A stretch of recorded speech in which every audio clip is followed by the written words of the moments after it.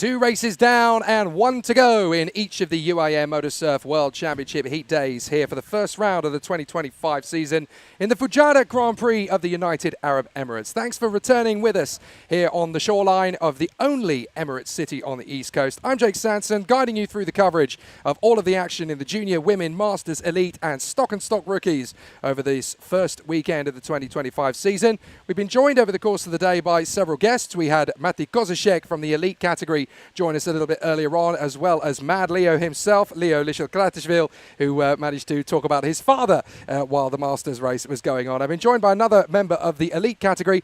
Right next to me is Oliver Nevada. Oliver, good to see you. Hi. So how are things currently for you getting in preparation? After the first 2 races in Elite, how have the races been for you out there on the course? Yeah, so in first heat it was like not so good, but second heat was really good because we have really good fan base, you know, because we are racing in Velostorm class, not class, team. And we have really a lot of fans and they support us, so that's good. So how big a difference has the course today been compared to yesterday through the qualifying? Because a lot of riders have told me it's changed quite a lot in 24 hours. Yes, it has changed a lot, yes. I think today it's much bigger waves than yesterday, so... And how does that compare to what you guys had to deal with 2 months ago as well for the World Games qualifiers? I was not here. So you were there for... What have people told you about how the difference is compared to the temperature? Right, they kept it quiet. Yes, I don't know anything. They didn't tell you anything about it, fair enough. So we're currently working in sort of 43, 44 degrees Celsius heat at the moment. Yes. That's extreme for any competitor in any form of sport. For you guys who are out there in the baking hot sun out on the course, that must be so difficult to cope with. Yeah, it's difficult, but we have like our Velostorm AC in the tent, so that's good. We are going to water and we are like warm, or not warm, like cold, you know, so that's good. And in terms of your hydration, how many times are you having to drink bottles of water? I noticed that the fridge has had to be replenished several times. A lot. Like, for example, like I have like bottle of water in my hand all the time. So literally, as soon as one's done, you just pick up another one. Yes. My goodness. Okay. So inside the awning, the community is obviously getting themselves ready after the first 2 races. I guess in a way it's really nice having everybody in one awning, but with everybody generating body heat, it's very important that the air conditioning's hyped up and ready and primed. But it's in Pico tent. It's really good. It's so cold in there. So good. Fantastic. Now, the first 2 races for you today, you're obviously going up against some amazing talent in that Elite category. You've got Lukas Jaworski, you've got Matthias Novotny, you've got Alex Lukscheider. You're really trying to knock on the door of that at 16 years of age. This is really the start of your Elite journey. Yeah. How tough is it going up against riders with that kind of pedigree? Like, to be honest, it's really tough because it's something else than like juniors and this stuff, because they are the whole race. It's like 100%. You know, you still go on the top of your how to say? Top of your ability. Yeah. And you started, of course, in the juniors, which is going to be the first set of races going out today. Now, from your experience in the juniors, just how tough is it to sort of go from a complete beginner with no experience to try and rise up to become a regular race winner?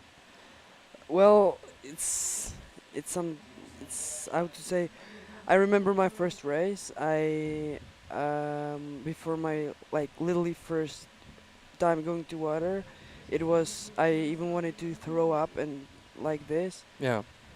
And it was, for me, it was the same, how to say, same type of nerves. Yes, and yeah, because it's like harder, like right now, but I'm also like better and stronger. So it's when I started in juniors, it was also like tough for my physique and like this.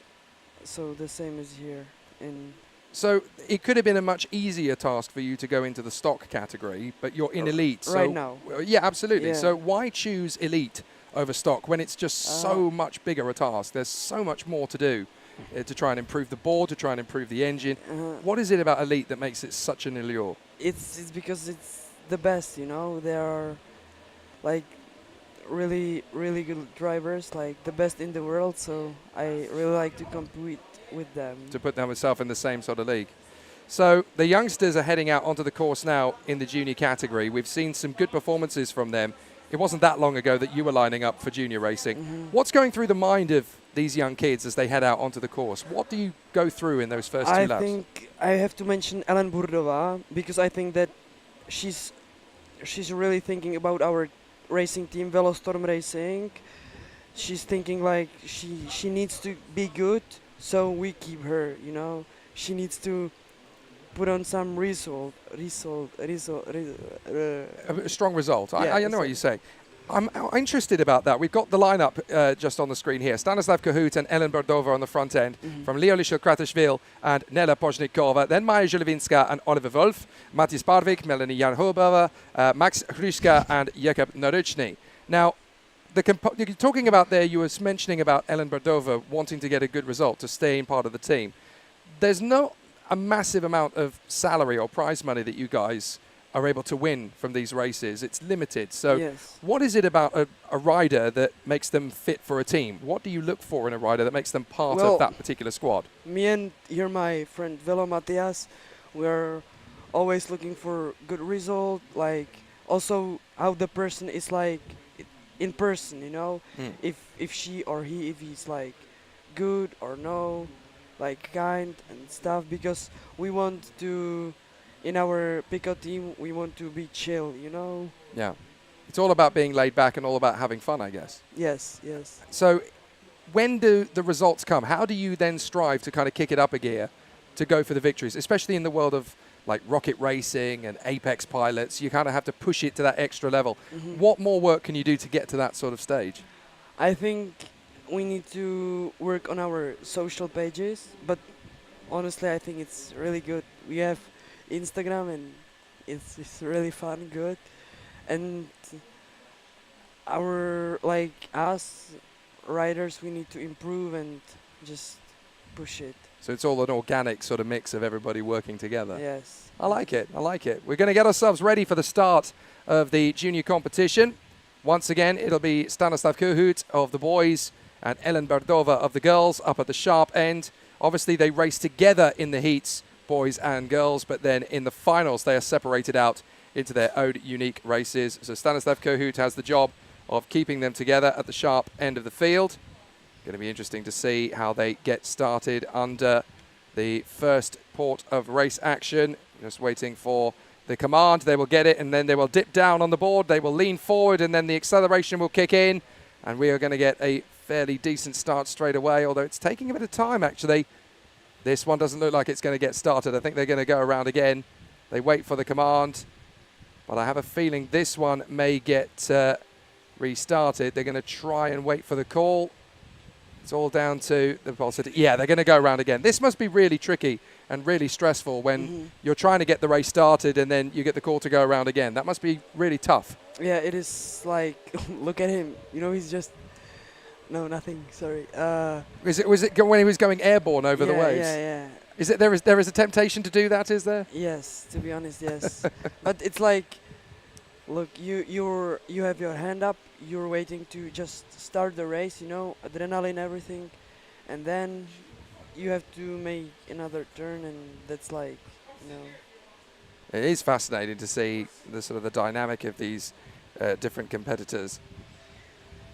So they will get themselves in position. It's going to be an interesting run. Let's see if the start is going to be a clean one this time from the juniors.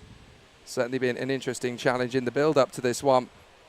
Everyone is eager and ready for another charge forward up the ranks. Obviously completely different grid positions in races 3 and 4 based off the points that we had from the previous 2 qualifying heats in each of the categories. So it's definitely going to be a tough situation for all of the contenders after those first 2 moments on the course. But the competitors are now getting themselves ready for an exciting charge, as the heat subtotal, obviously in each category, is going to be an interesting one. Looking at the junior boys category, certainly the way that things have started out in Junior Boy. The heat subtotal has put Stanislav Kohut at the front end of the field, along with Ellen Bardova, Leo Lichel-Kratishvili and Nela Bodznikova. And then Maja Žilevinska, Oliver Wolf, Matthias Barvik, Melanie Janhobova, Max Hrushka and Jakub Nerochny. So the last contenders just getting themselves lined up and into position. They will wait for the command on the far side. 10 riders, 6 boys, 4 girls. And it's always going to be very competitive to see how the riders are going to take full advantage of the situation off the start. We wait for the command on the far side.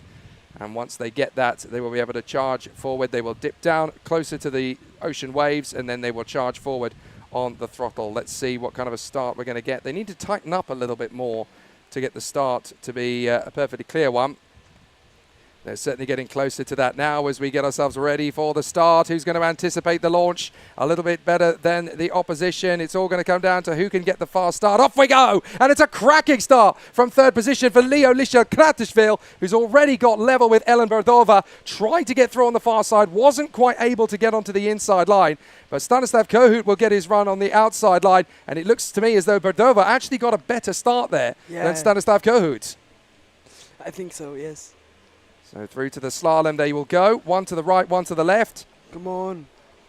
It's now a bit of a drag race between Bardova and Stanislav Kohut as to who's going to get out first, but it will be Kohut who will just get there ahead of Ellen Bardova. But Bardova still looking good, of course, for the junior girls victory.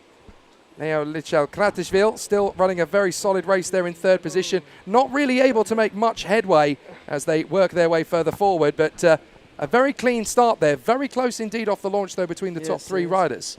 I think Ellen Bardova is really trying to keep her place in Velostorm Racing. So obviously likes her place within the team. Yes, yes. She's got really a lot of, like, how to say... Determination or? Yes, yes. Fair play. I know that English is not the first language, Oliver. We appreciate you being with us. Number 6 coming towards us, that is Oliver Wolf of the Autocentrum Vyškov. Trying to work the way further forward to make more development. A little bit of a charge forward now then from Stanislav Kohut. A real talent, this young lad from the Czech Republic. Stanislav Kohut, just 12 years of age for HKC Racing. And this is the kind of talent that, considering how strong he is already, this is definitely a young man in Stanislav Kohut that we can really rely on in the future. He's got a lot of good pace for a 12-year-old. Yes. I think he's going to make it to elite and he's going to win one day, like world champion there. Amazing. All right, because good predictions. He's really talented and I think he's going to be good. Sounds good. So we'll see how that continues to develop. There is Ellen Bardova finishing off the lap round the final 2 right-hand boys, just trying to stay close to Stanislav Kohut. The qualifying in the juniors was very impressive between the competitors. The time set by Stanislav Kohut, a 1:11.447. Ellen Bardova's pole in the girls was a 1:12.8. So very impressive lap times from the 2 of them as they finish off the 3rd and final heat for the juniors today. They will get a 4th one tomorrow morning, of course, as well. But this is where Ellen Bardova really wants to challenge the opposition. Now, they only get 5 laps in the junior heat. It's the shortest race of the qualifying heats. And they only get 1 joker lap that they have to take as a mandatory. But Ellen Bardova, confident in the stance at the moment. Perhaps a little bit solid, maybe needed to be a little bit more fluid through some of these turns, perhaps. Yeah. Maybe we're gonna kick her out. We've got a fall. We've got a fall there. Now, who is that that's gone in front of oh my God. Ellen Bardova? Is that Stanislav Kohut? Or maybe it's Matthias Bravik. Could well be Matthias Bravik. You're absolutely right. So already a couple of falls then as the pressure is starting to get to the juniors at this point in the day. So there is Stanislav Kohut. So he's okay. He's still running in the lead. No worries at all there. And 2nd and 3rd are still the same, Ellen Bardova and Leo Lichel-Kratishvili. But now that it's at the hottest part of the day, 44 degrees Celsius, the riders are starting to make those elementary mistakes. And that is going to cause a problem for the contenders, really having a difficult run of it. So Stanislav Kohut leads the way. Ellen Bardova. And there is Mad Leo. Yes. Leo Lichel-Kratishvili. Come on, Leo. Good little talent for 12 years old. Austrian competitor running in the same footsteps as Roman Lichel-Kratishvili, who of course races in the Masters. I think Leo wants to commentate on his dad again a little bit later, so no doubt we'll see him back in the box a bit later. So Ellen Bardova going on to the long lap. Now, how big a difference is the pace of the long lap compared to the rest of the course? I think I would say 30 seconds. something like that. Yes. So it adds another 30 seconds onto the pace. Yes, or maybe 45. I don't know.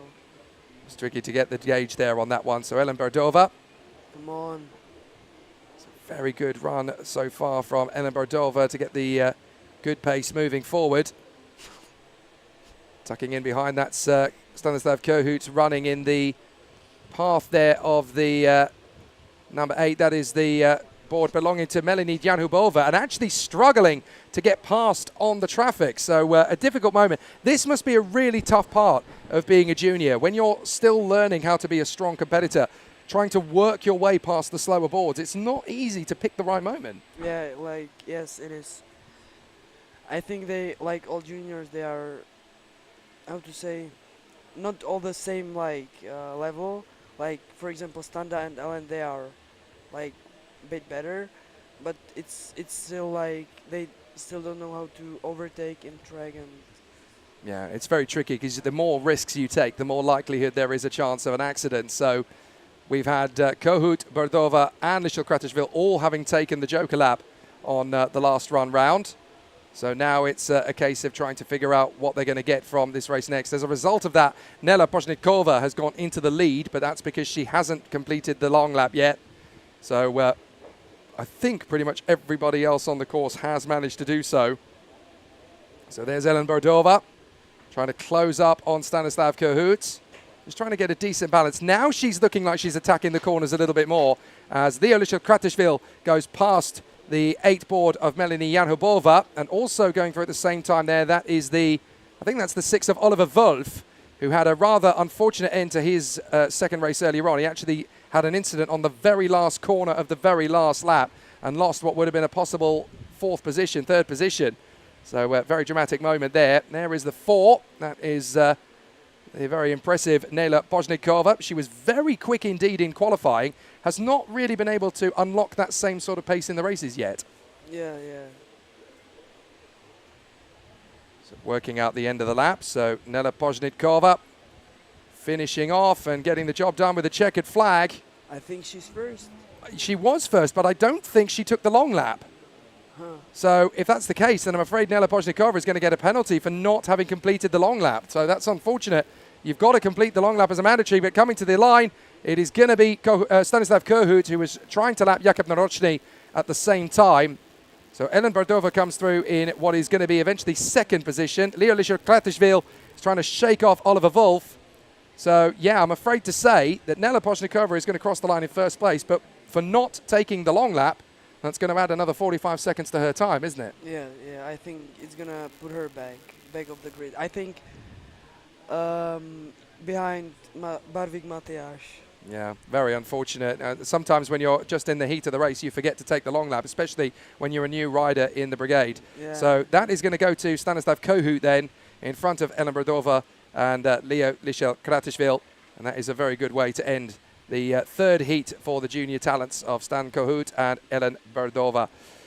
Oliver, thank you so much for joining us. It's been interesting to get your insights, particularly from an elite perspective. You've got one race coming up later today. What do you rate your chances at now that it's going to be hotter than ever? Well, our positions changed, but I will stay in 5th position, so I think it's going to be, I think I will be 2nd or 3rd from 5th.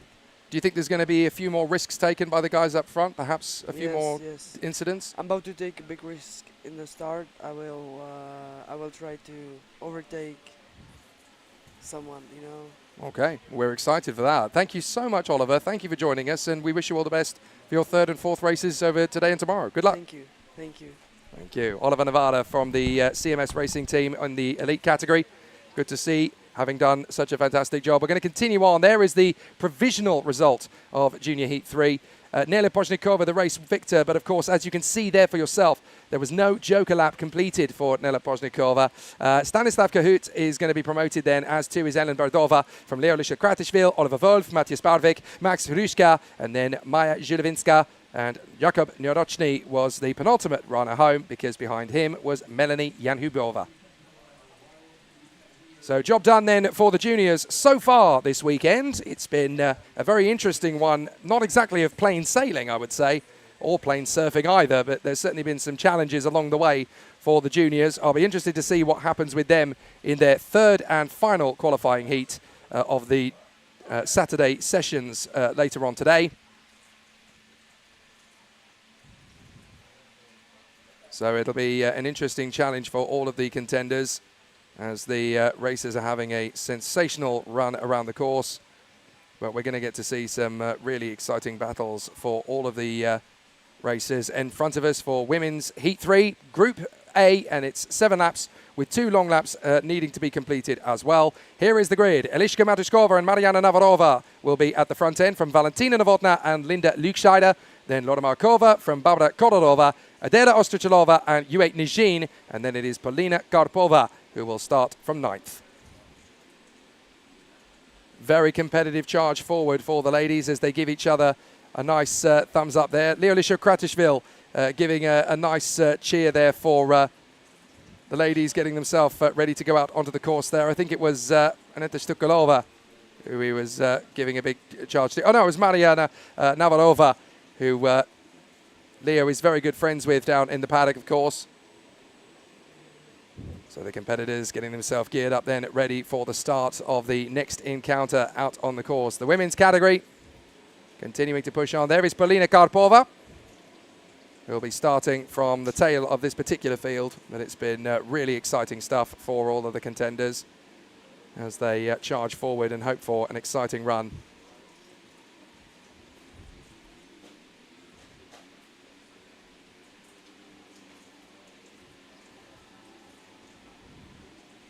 So there is the continuing opposition from Lora Markova, I do believe. Getting herself ready for the start of another intense qualifying heat. Heat 3 for Group A. Very different grid positions this time because, of course, the regulations for Moto number 3 and number 4 are based on the results of the first 2. So they obviously stagger the positions then. But a very sensational run so far for all of the contenders. So it will be a very tricky one for all of the contenders. So we've got Eliška Matušková, Mariana Navarova, Valentina Novotná, and Linda Lukscheider from Lora Markova. And then Barbara Kolarova from Adela Ostrichalova, Uwe Nijin, and Polina Karpova to finish off the rankings. It's been a very solid race battle so far across the women's category. Eliška Matušková, the reigning world champion, with her hand in the air to signify that she is ready to hold the field into position for the start, along with the original pole position qualifier Mariana Navarova, the 18-year-old, hoping for another solid race performance. And then we will get the starters' orders as well from Valentina Novotná, definitely one to watch out for this one, the 21-year-old from the Jet Surf HK team. It could be a real charge forward from her, who's really starting to ramp up in terms of confidence. But the number 1, Eliška Matušková, 17 years of age for the Rocket Racing squad. And of course, she was the first athlete in the world to qualify for the Chengdu World Games in the MotoSurf community. So it'll be great to see what she can do in Chengdu in August when we head there, as she will not only be competing in the individuals ladies category, but will also be racing in the Nations Cup alongside her teammate Lukas Zahorski. So hand in the air, just waiting for them all to be ready and resolute in the start. Matušková, Navarova, Novotná, Lukscheider, Markova, Barbara Kolarova, and then Ostrichalova, Uwe Nijin, and Polina Karpova. Wait for them to dip down and on the acceleration, and away we go racing. Good start from Mariana Navarova. She's going to pull level and alongside Eliška Matušková, but can she find a way around the outside to put her under some pressure on the way to the slalom? She's keeping a very wide berth, but can she open it out into the slalom? She goes the opposite way to Eliška Matušková. Matušková goes left, Navarova goes right. Who's going to get out of the slalom first? It's going to be very tricky indeed for the two riders. But so far, it looks to me as though Eliška Matušková has found a better run of it off the turns. She comes out of the slalom in front, so there's not a lot that Mariana Navarova can do about that one. Slots into second position, continuing the charge forward. Then it is as they were in 3 and 4. Still a very good run from Valentina Novotná. Linda Lukscheider has actually lost a position or 2 to the hard-charging Barbara Kolarova for La Cucina Nera. Good charge there from Adela Ostrichalova as well for the AD team. Hoping to continue making steady progress in the 2025 season campaign.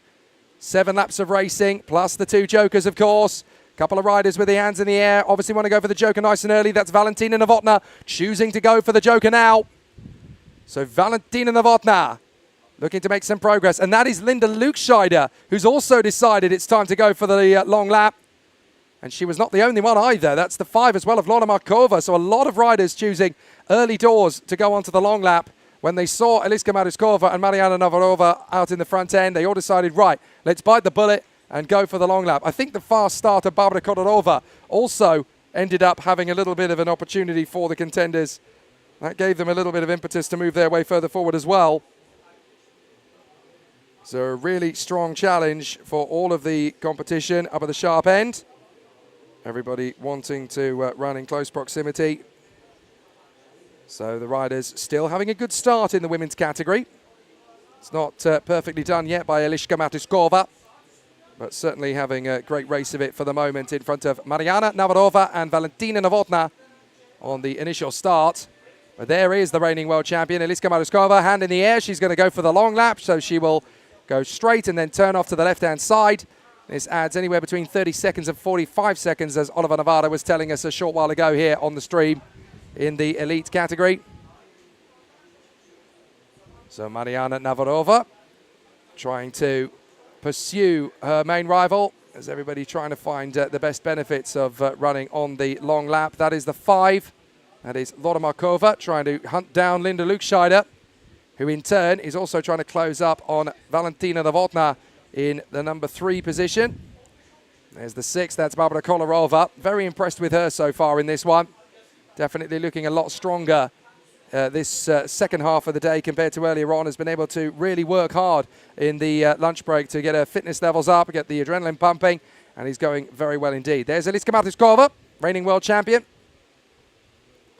Good performance from the 17-year-old so far. And there is Mariana Navarova.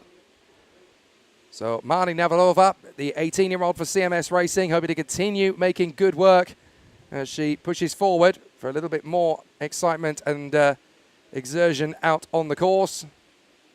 So continuing on with the fast running for Navarova. A little bit of a chop in the waves there. A lot of the riders talking about how much more choppy the waves are today compared to yesterday. It was absolutely perfect and serene yesterday for the practice sessions and the qualifying runs. But for the races today, they've actually had a lot more waves to deal with.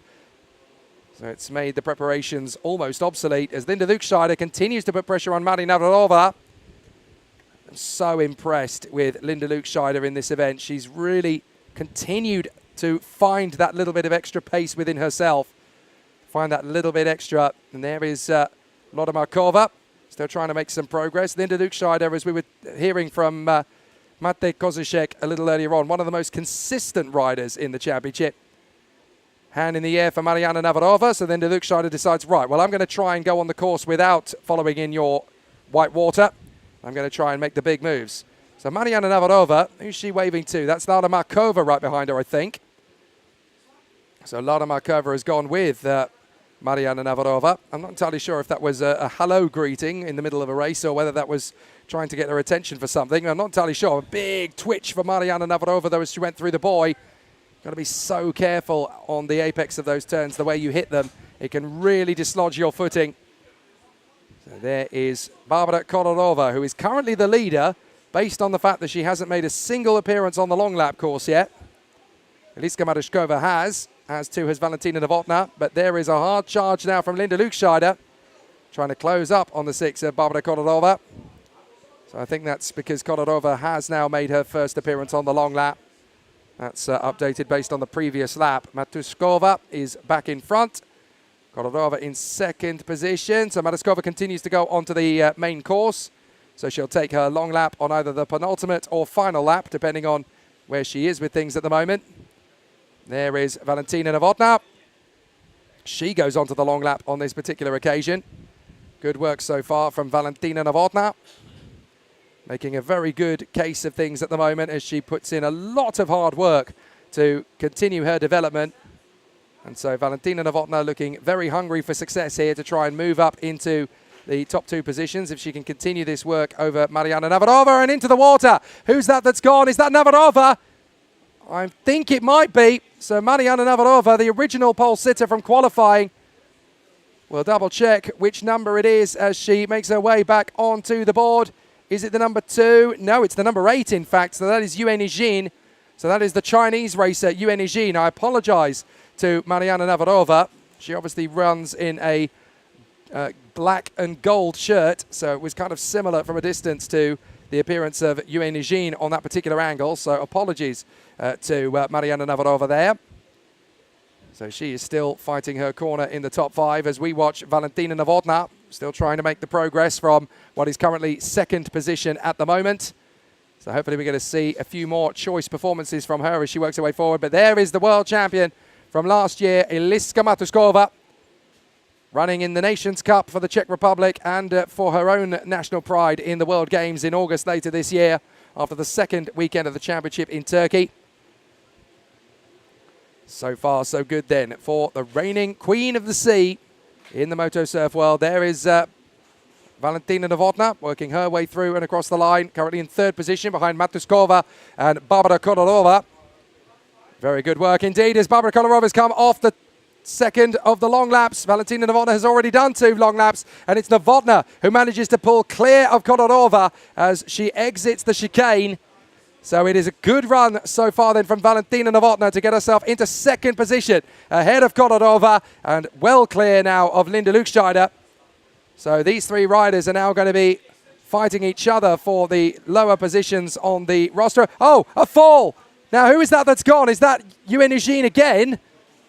Just trying to double check who that is. Well, it's the 3 that's come through at the head of that little trio. So it's still Valentina Novotná. I would say it probably is Yuen Yijin who's had a 2nd fall there. Oh, it's the 9 this time. It's Polina Karpova. So Polina Karpova managing to return to the board as on the final lap, Eliska Matuskova takes her 2nd long lap. And that's good enough to finish off the run. She'll come off the long lap and on to the remainder of the course. And she's still got a very decent gap over the 2nd place rider of Valentina Novotná. In fact, she had more than enough time to complete. They've only just gone through the finish line now, as you can see, for 2nd place. So Eliska Matuskova has completely made this her own. And there's Linda Lukscheider trying to get on terms with Barbara Kolarova, certainly pushing hard to try and get ahead. She might get a chance on the final lap in the slalom, but she's going to have to really push and really commit through these apexes to get a chance to make it happen to go to 3rd place. But there is the world champion and the winner, almost certainly, of this last heat of the day for Eliska Matuskova. An excellent performance so far from the 17-year-old from the Czech Republic for the Rocket Racing MP Sports squad. She started the day 2nd position, just off the pace of Sara Zuborova initially. But today, this race has been very much her own to command.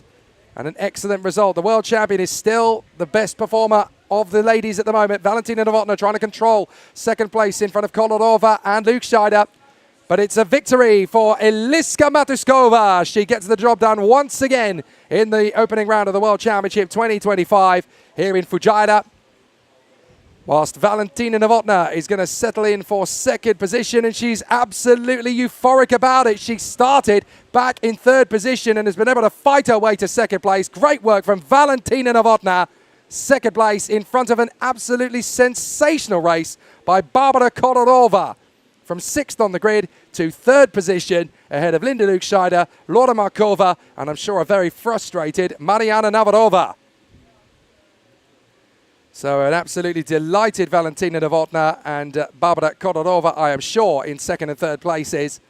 Unfortunate for this one, Polina Karpova, who will now finish off the race course, but it's been a very unfortunate race for her. There is the 3 Valentina Novotnás. I couldn't catch you. There's no way I could keep up with you.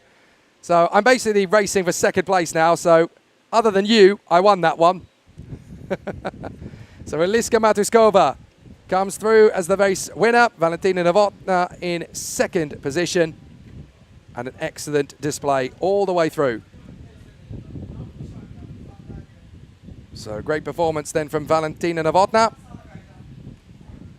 Excellent performance under the circumstances for the JetSurf HK squad, as the 21-year-old is able to push her way to 2nd position from what was 3rd on the grid. Excellent performance from this rider as well. Barbara Kolarova to finish up in 3rd position from what was originally 6th on the grid. Such an impressive performance.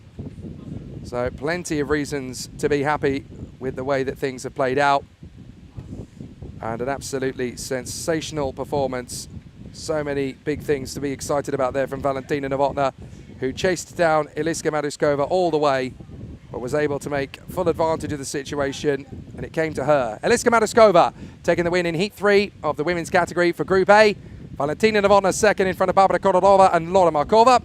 Dinda Lukscheider managing to come home in 5th position in the end in front of Mariana Navarova, and then Adela Ostrichalova, Yue Nijin, and Polina Karpova. So that's job done in Heat 3 for the ladies category. There will obviously be a second encounter now for the ladies, and that will involve Aneta Shtukalova in pole position. It'll be a very interesting charge for her as the vice world champion of last year. She'll be on the front row of the grid alongside the Jet Surf Slovakia team rider Emma Sturchalova. And then we'll see Sara Zuborova, who did that fantastic job in qualifying, starting 3rd. There is the entire grid for Group B Heat 3. Aneta Shtukalova, Emma Sturchalova and Sara Zuborova. Kristina Hopkova in front of the Polish youngster Rosalia Janora. Then Elizabeta Fajtova, Natalie Kashnikova, Eunjin Lee of South Korea, and the Russian Federation's Dinara Ibragimova. 7 laps, 2 of them will be long laps as usual. And the ladies category will continue for the 3rd and final time out on the course. 3 tough races for our racers from around the entirety of the globe. There's going to be a lot of opportunities for a tough performance then from all of the contenders. Hopefully everybody is going to get through for a solid performance. There to the left of your picture is Eunjin Lee, who is still working hard despite the fact that the South Korean must be in a world of pain in her ribs over what she has been able to achieve so far, though has been very impressive. Good run so far then from the competitors. I think a rather disappointed Mariana Navarova walking in after her heat, falling unfortunately from 2nd on the starting grid down to 6th position at the finish, not where she wanted to be at all. And there is the Korean Eunjin Lee. So a long conversation, I think, after the fact for Mariana Navarova. 2nd to 6th is not in the script for her after such an impressive job yesterday. Today has been a completely different story. So the contenders getting themselves geared up. There is Aneta Shtukalova. She'll be taking up residency in pole position for this 3rd and final women's class heat of the day. As all of the riders out there are just trying to dial themselves in and warm themselves up on the boards in the hope that there's going to be a very exciting race for them all. So everyone just trying to get themselves steady in position. That is going to be the number 4 competitor lining up in position. That is Kristina Hopkova, who has stepped out of the junior girls category for 2024 into the senior ladies category for 2025. There is the number 2, that is Emma Sturchalova of the Jet Surf Slovakia team. Made great progress earlier on today, so good to see that she's right up in the mix as well. Joining the 8 ladies that are in the ROP of the team, that is Eunjin Lee, who's just getting herself into that 8th position that she'll be starting from. A pair of 8th place finishes for her, so that's 5 points on the board on both occasions. Just a nice little signal from Aneta Shtukalova, just to remind everybody that they're going to be hot on pace as they work their way forward. So Shtukalova, Struchalova, then Zuborova, Hopkova, Rosalia Janora, and then it is Elizabeta Fajtova from Natalie Kashnikova, Eunjin Lee, and Dinara Ibragimova. So as the competitors run down the far side of the course, they will run in close proximity along the Marine Quay, and then they will run down to the signal they will get from the jet ski. When that command is positive, they will start racing down the back straight. So Shtukalova very much hoping for a good clean start here. Emma Struchalova is not far away from that mark, but all of the racers are very tight and close in together, hoping for a very steady run to the first turn. Hand is still in the air for Aneta Shtukalova. When she lowers it, we'll be getting ready for a start. Drops her hand, waits for the command. Are we going to go racing? We are indeed, and it's a cracking start from Emma Struchalova. Beautiful launch from the 4th place rider, Kristina Hubkova, as they work their way down to that long flowing hairpin. It's not been the best of starts for the 3. So a little bit of a wobble from Sara Zubarova off the start. Maybe the pressure has got to her in the closing stages of today, but certainly out in front, Aneta Struchalova has been able to take full advantage off the start into the slalom for the first time. And it's all going to come down to Emma Struchalova running in 2nd position to try and close them down. So close on the exit of the slalom as Emma Struchalova really puts pressure on Aneta Struchalova. This is her chance to turn the tables a little bit as they work their way through the gate to finish off the lap. Struchalova fancies her chances here to turn the tables on Aneta Struchalova. She certainly has good pace and good prowess. So as they work their way through the slalom and then onto the first part of the course, out through turn 3, turn 4, this is where you'll start to make the decision as to whether you'll go onto the long lap. And it's the rider in 4th position who chooses to. That is Sara Zubarova. So Zubarova decides she's going to take the long lap, as too does Elizabeta Faitova of the Apex pilots. So a few changes there as the riders work their way further forward. So let's see what else the race is going to give us. Already the long laps then for Zubarova and Faitova. They've decided to work their way further forward. But a really exciting chance for all of the contenders as they have made good work of things. So it'll be an interesting challenge for all of the contenders as they continue to make a good push forward. Excellent work so far from Sara Zubarova over the course of the weekend, but she now finds herself in a neat position after the run. So let's see if there is going to be a neat charge forward for all of the contenders as they put in a good run through the course. So Aneta Struchalova is the leader as she goes through the gate. Struchalova in front of Kristina Hubkova. It's going to be a long wait now, of course, for Zubarova, who finds herself in 4th position at this moment in time. Then Faitova, Yanora, Natalie Kastikova from Unjin, and then at the back end of the field, it is Damara Brigamova. So this is going to be a tough one for our race leader, Aneta Struchalova, to continue to hold on to, but certainly this lady here, Sara Zubarova, has made a very good impact, and certainly a rider who knows Sara Zubarova's prowess very well is sitting next to me now, Leo Lischel-Kratishvili, who is still in the juniors, but Sara Zubarova was, of course, one of the top contenders in juniors last year. So how impressed are you seeing her fighting for the women's victory? Yes, it's now outside very wavy.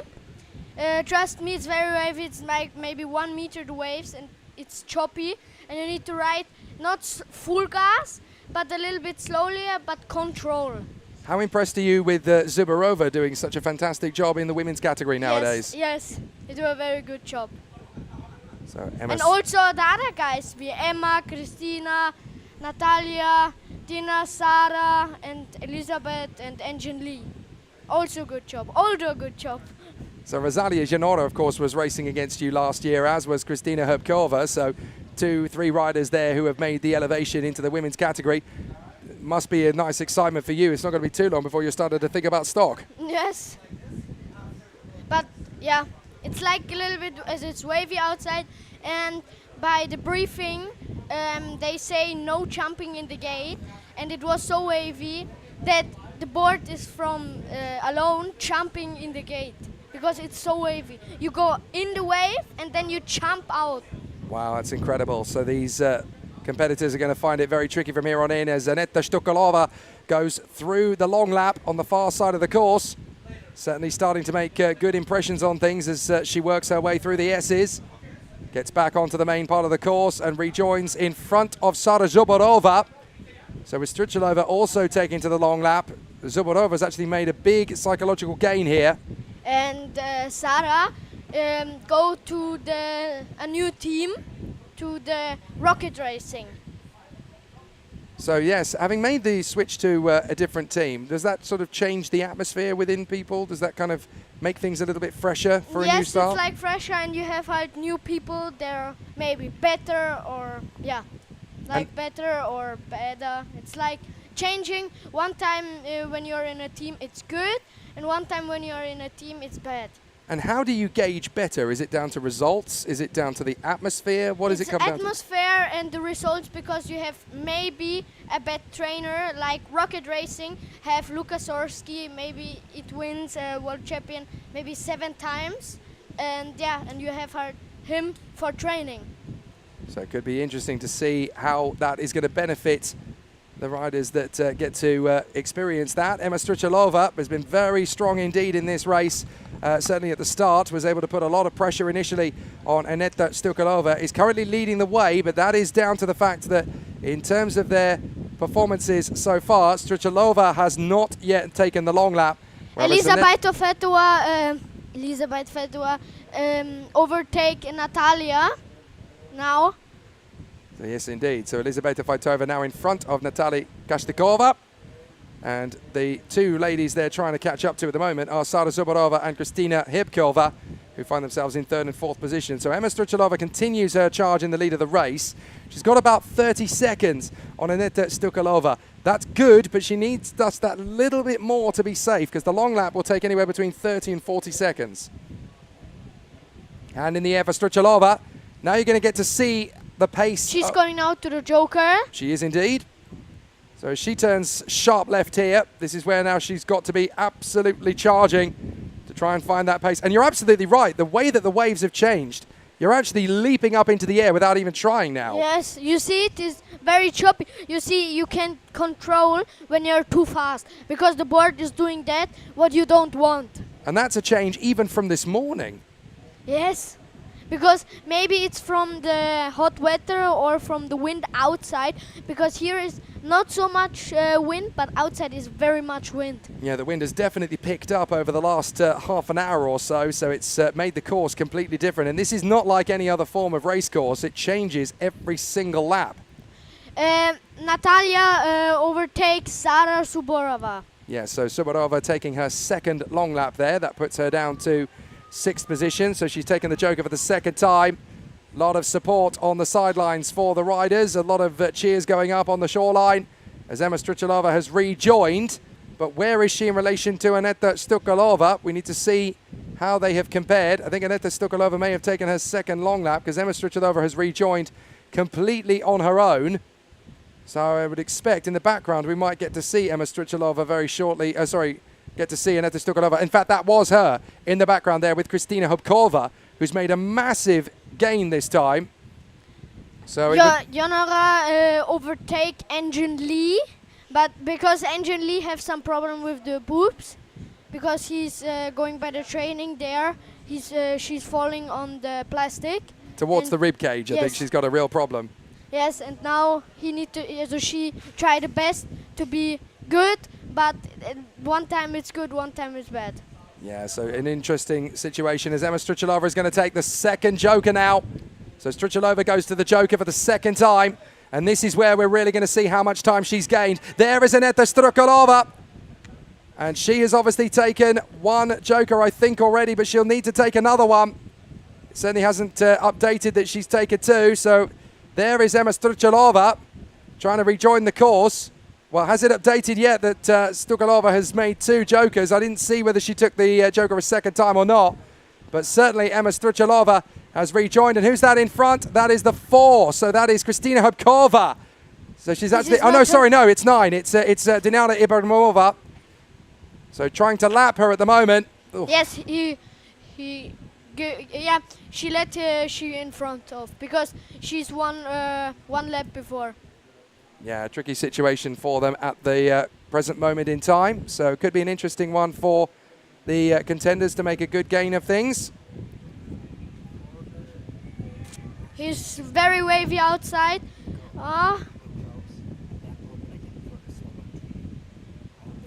Maybe Aneta Slokolova over round Sarah. Maybe, we don't know. This is very close. Sarah is on the 2nd place. On the 1st place is Struchalova Emma. So Sara Zubarova has got the job done here on Aneta Stukalova. What about that for a turn up for the books? Excellent start for Emma is on the 1st, Sara is on the 2nd, and Aneta is on the 3rd.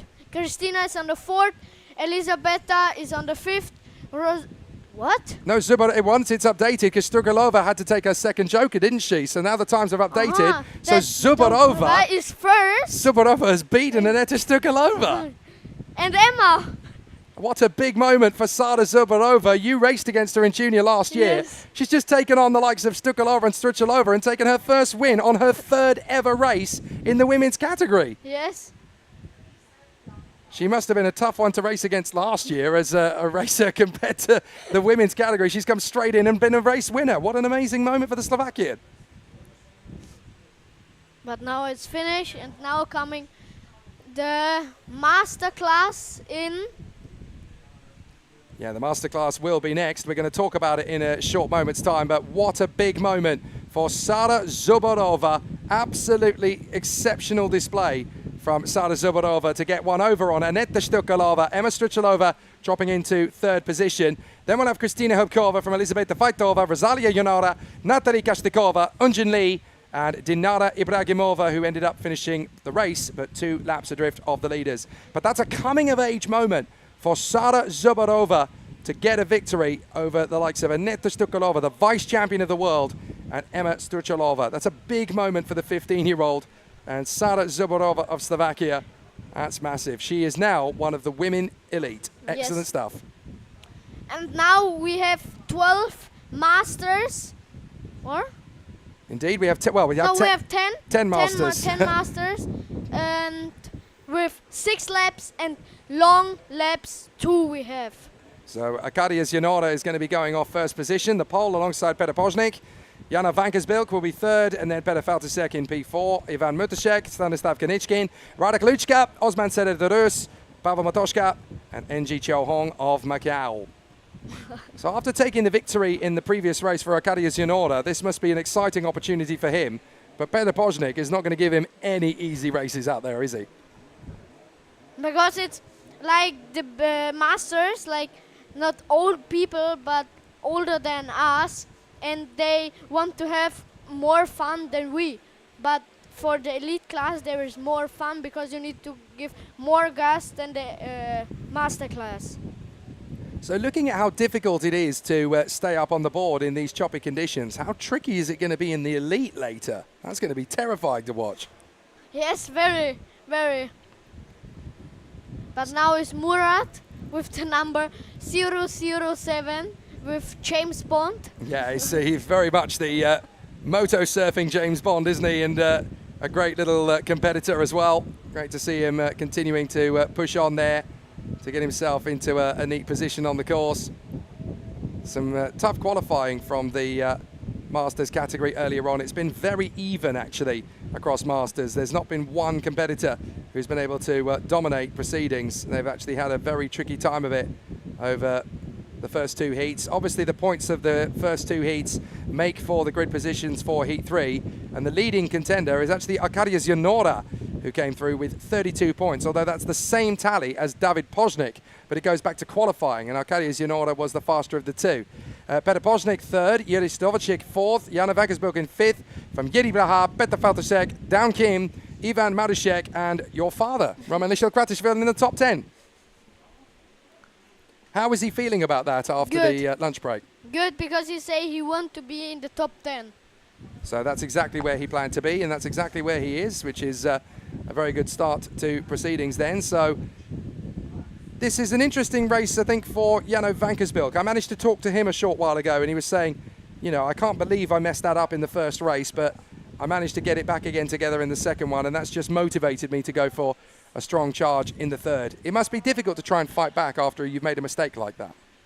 I need to say thank you on the rescue team, because they're every time there and they do all for us when something is problem. They jumped in the water, they help us. It's really cool from them. And this is very hot outside. I don't know how many degrees we have, but they are with hand shoes, head and walkie-talkie, swim vest. It's very hot outside. Would you like to know how many degrees it actually is? Yes. 44 degrees Celsius is what we're at the moment. It's like double. In Austria we have maybe 4 or 3 degrees. Now is the start. Who is on the first? Janora from Poland is the first. He has made a perfect start. as everybody works their way through across the outer perimeter into the slalom. Jano Vankersbilk is trying to get one over on Arkadiusz Janora nice and early. So it could be a very interesting start for them as they continue to make the solid progress. Is Jano Vankersbilk going to be in second by the time they come through? So nearly! Oh, that was so tight for Vankersbilk. He almost had second position they're all there. so near by both, all near. You see, it's like 2 meters from everyone. The first is Joranna from Poland. The second is... Well, fantastic start from Osman Sedaderus. He's actually made up several Yes. places off the start. So James Bond of MotoSurf, the Turkish James Bond, is now in 5th position. So a great start from Osman Sedaderus. But it's Janora, Bojnik, Vankersbilk and Faltasek. Now who's going to go to the long lap first? It is Faltasek. So there is Peter Faltasek deciding to go for the long lap nice and early. Goodness me, the sea looks choppy this time. This morning it was pretty cool. Now it's looking really tricky. So there's Arkadiusz Janora. Janora, the time 0093.30. Yeah, it was by the start, and he is the first now. Yeah, 39.3 for Arkadiusz Janora. Not a bad run at all. There's Peter Bojnik, who really lent on the inside apex there in his duel with Jano Vankersbilk. That was very brave coming out of the slalom. But that's what you need to do if you've got a fight with your fellow racer on the board. You've got to be prepared to take the risk to stop that guy from coming through. No risk, no full gas, only full gas. Yeah. Don't care, full gas. That's the difference between winning a race and coming home second, I suppose. There is Jano Vankersbilk. Great race from the Belgian thus far. Really taking a very nice charge as he continues to make the progress.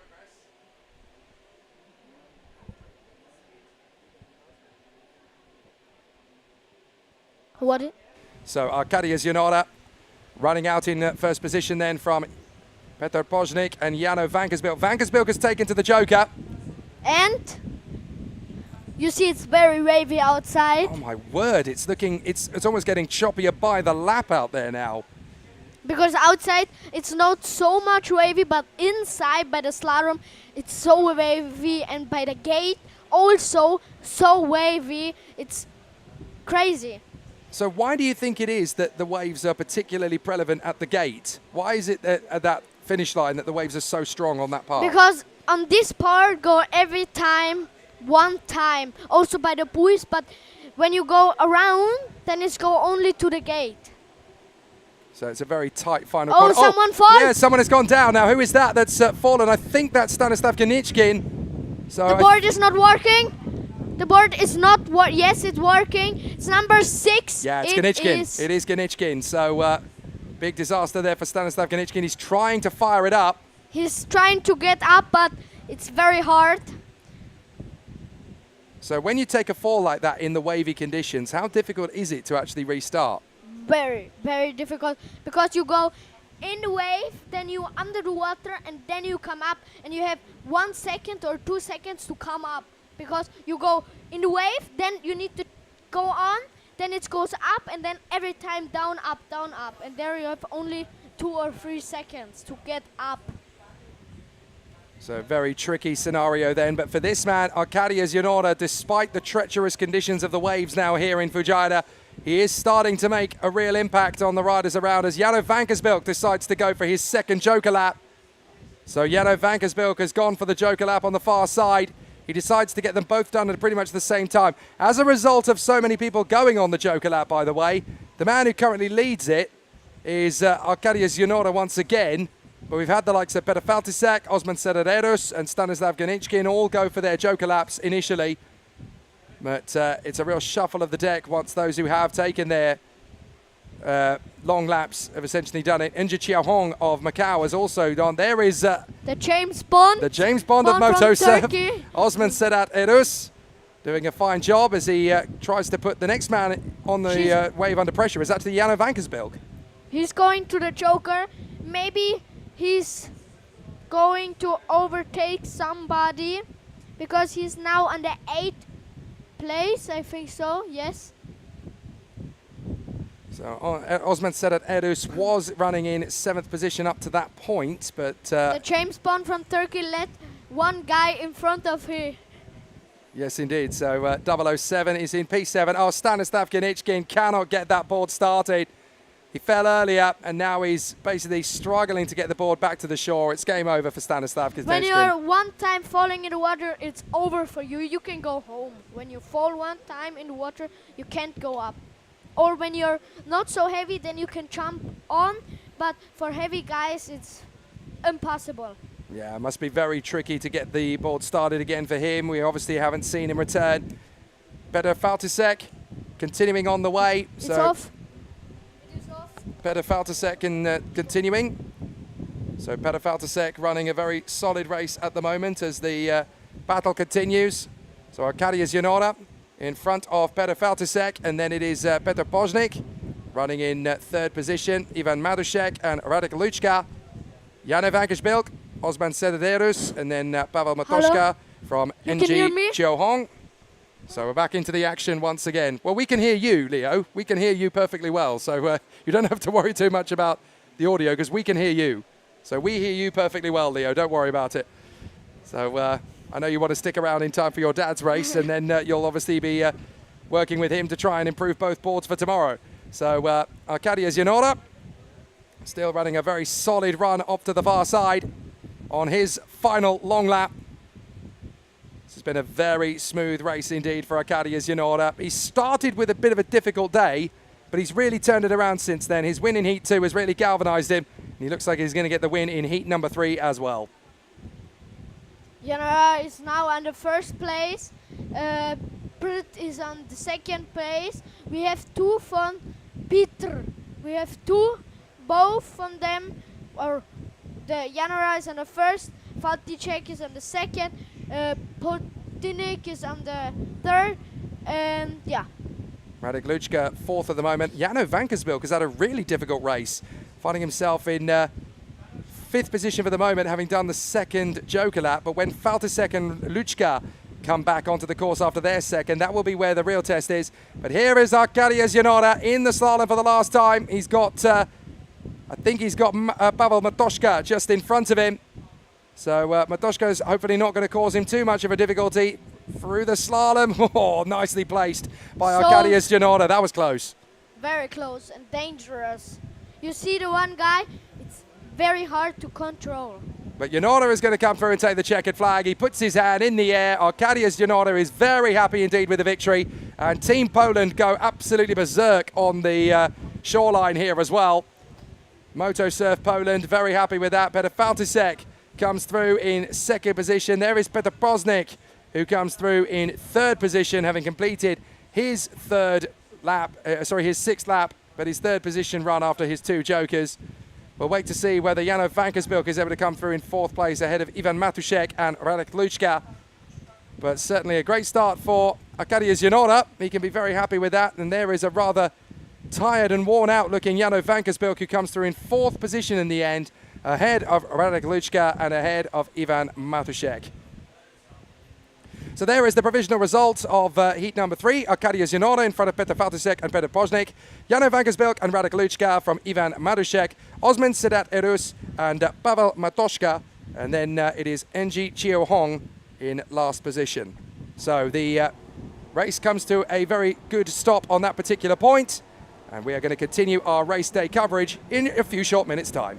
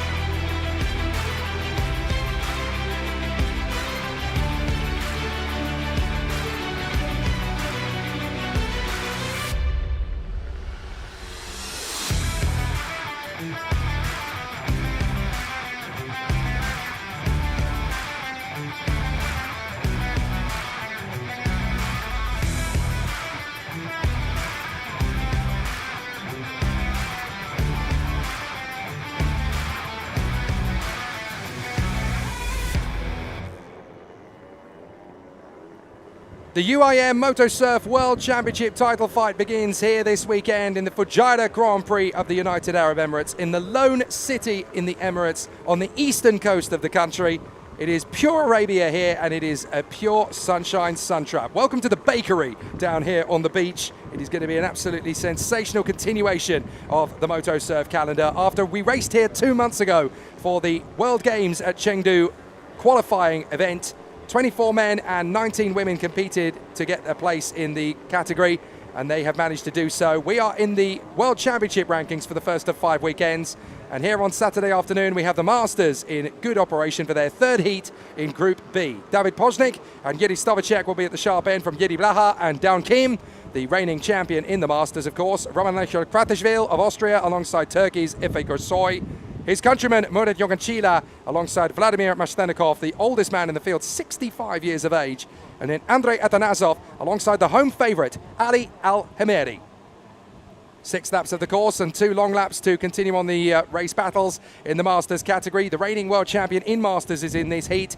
Daun Kim starting in 4th position for South Korea. Only man in the field to be competing in 2 different categories on the same day of racing. It is really an impressive feat from Daun Kim, the Korean challenger. I'm Jake Sanson in the commentary box. Sat for me for this one race of the afternoon session because his father is in it, is the young Mad Leo himself, Leo Lichel-Kratishvili from the junior category. Leo, great to see you again. Hello, I'm back. So tell me about how the races have been this morning compared to this afternoon, because for some who've been keeping an eye on things over the weekend, this morning the sea was quite calm and relaxed. As we see it now, the waves are big, the waves are choppy. So tell us about it. Yeah, it's very wavy. You need to go not full gas, you need to go slowly up but control. Because when you don't control, then you have a problem, and when you fall one time in water, it's impossible to stand up because it's so wavy. The wave is like 1 or 2 meters, and we have now 44 degrees now. Yeah, it's very intense, 44 degrees Celsius for any rider. David Pojnik, Jiří Stavicek, Jiří Blaha, Daun Kim, Roman Lichel-Kratishvili, Efe Gürsoy, Murat Yoghancila, Vladimir Maslenikov, Andrei Atanasov and Ali Al-Hemeri getting themselves ready for the start. Can anybody beat David Pojnik into the first turn? We're going to find out as they run round to the perimeter. They'll go around the far side of the boys to get themselves back onto the slalom. And this is where the charge is going to be a very slow start for Pojnik as through into the lead of the race. Having skipped one of the boys there, there's been a bit of a false start by the look of it, so a penalty could well be coming one of the riders' way. But that's a very hard charge from Jiří Blaha to get into the initial lead. So let's see how the rest of the riders deal with the situation. That is the hard charging Efe Gürsoy of Turkey trying to come up alongside to take the lead. Great run from Efe Gürsoy, starting 6th on the starting grid and now finding himself in the lead in front of Jiří Blaha and Daun Kim. An incredible charge forward, but it's Efe Gürsoy who leads the way. Yeah, it's like luck or not luck. When you're first, then you need to control and not panic and say, wait, oh, I need to go full gas, because then you fall into water. Well, I don't know if Efe Gürsoy was the rider who ended up cutting part of the course and could end up with a penalty, but Jiří Blaha has decided to take matters into his own hands now. He doesn't want to follow in the white water of Efe Gürsoy. He goes straight onto the Joker lap, running from 2nd position. I'm so impressed with Jiří Blaha off the start. That was lightning out of the blocks to go into 3rd position, just a whisker in front of Daun Kim. So excellent work from the Czech Jiří Blaha, and he now is basically hunting down the Turkish racer Efe Gürsoy. Unfortunately, we're not in a position to see the replay of the start, but it looked to me as though Efe Gürsoy just cut one of the boys on the way through. Now, if that's going to be the case, he's going to end up with a penalty. Yes, it's penalty, time, and maybe 150 euro. It's much money, but it's like the rules in the rule book. So Efe Gürsoy working his way out of the slalom. He can't think about what might happen with him in terms of the penalty that could come his way. He's just got to knuckle down and get on with it. He's currently being chased down by Jiří Stavicek, but he's already lost the position to Daun Kim. The reigning champion in Masters has already got him, and that's a problem. That is a problem for Vladimir Maslenikov. So Vladimir Maslenikov, who's not been able to complete the first lap, big problems for him. And it looks to me as though Vladimir Maslenikov is game over for this one. It's this DNF. It's disqualified. Yeah, it's basically did not finish on that particular one, isn't it? Oh, no? He's now managed to complete the first lap, so he's okay. But he's done it a lap after everybody else, unfortunately. So it's now an extended testing run. There is Efi Gorsoi, running in second place behind Down Kim. He's just so difficult to beat, isn't he, Down Kim, the South Korean, 41 years of age. He's at his pinnacle. He is still at the top of his game. And he's just a very, very hard man to beat. Yes, very, very hard. Yuri Braha go to the second joker. Already, yeah, he's decided to get both of his jokers out of the way nice and early. Now, that's a very cool tactic because Down Kim has not taken a single joker. There you see, he's coming. He's coming. Maybe he overtake number 2. It's Yuri Stovicek, but not he overtake him now. Right, Down Kim has got to try and get out of the way of Vladimir Maslenikov, which he does. So Maslenikov, no worries at all to get through on that particular part of the course. So Down Kim now works his way in through the slalom.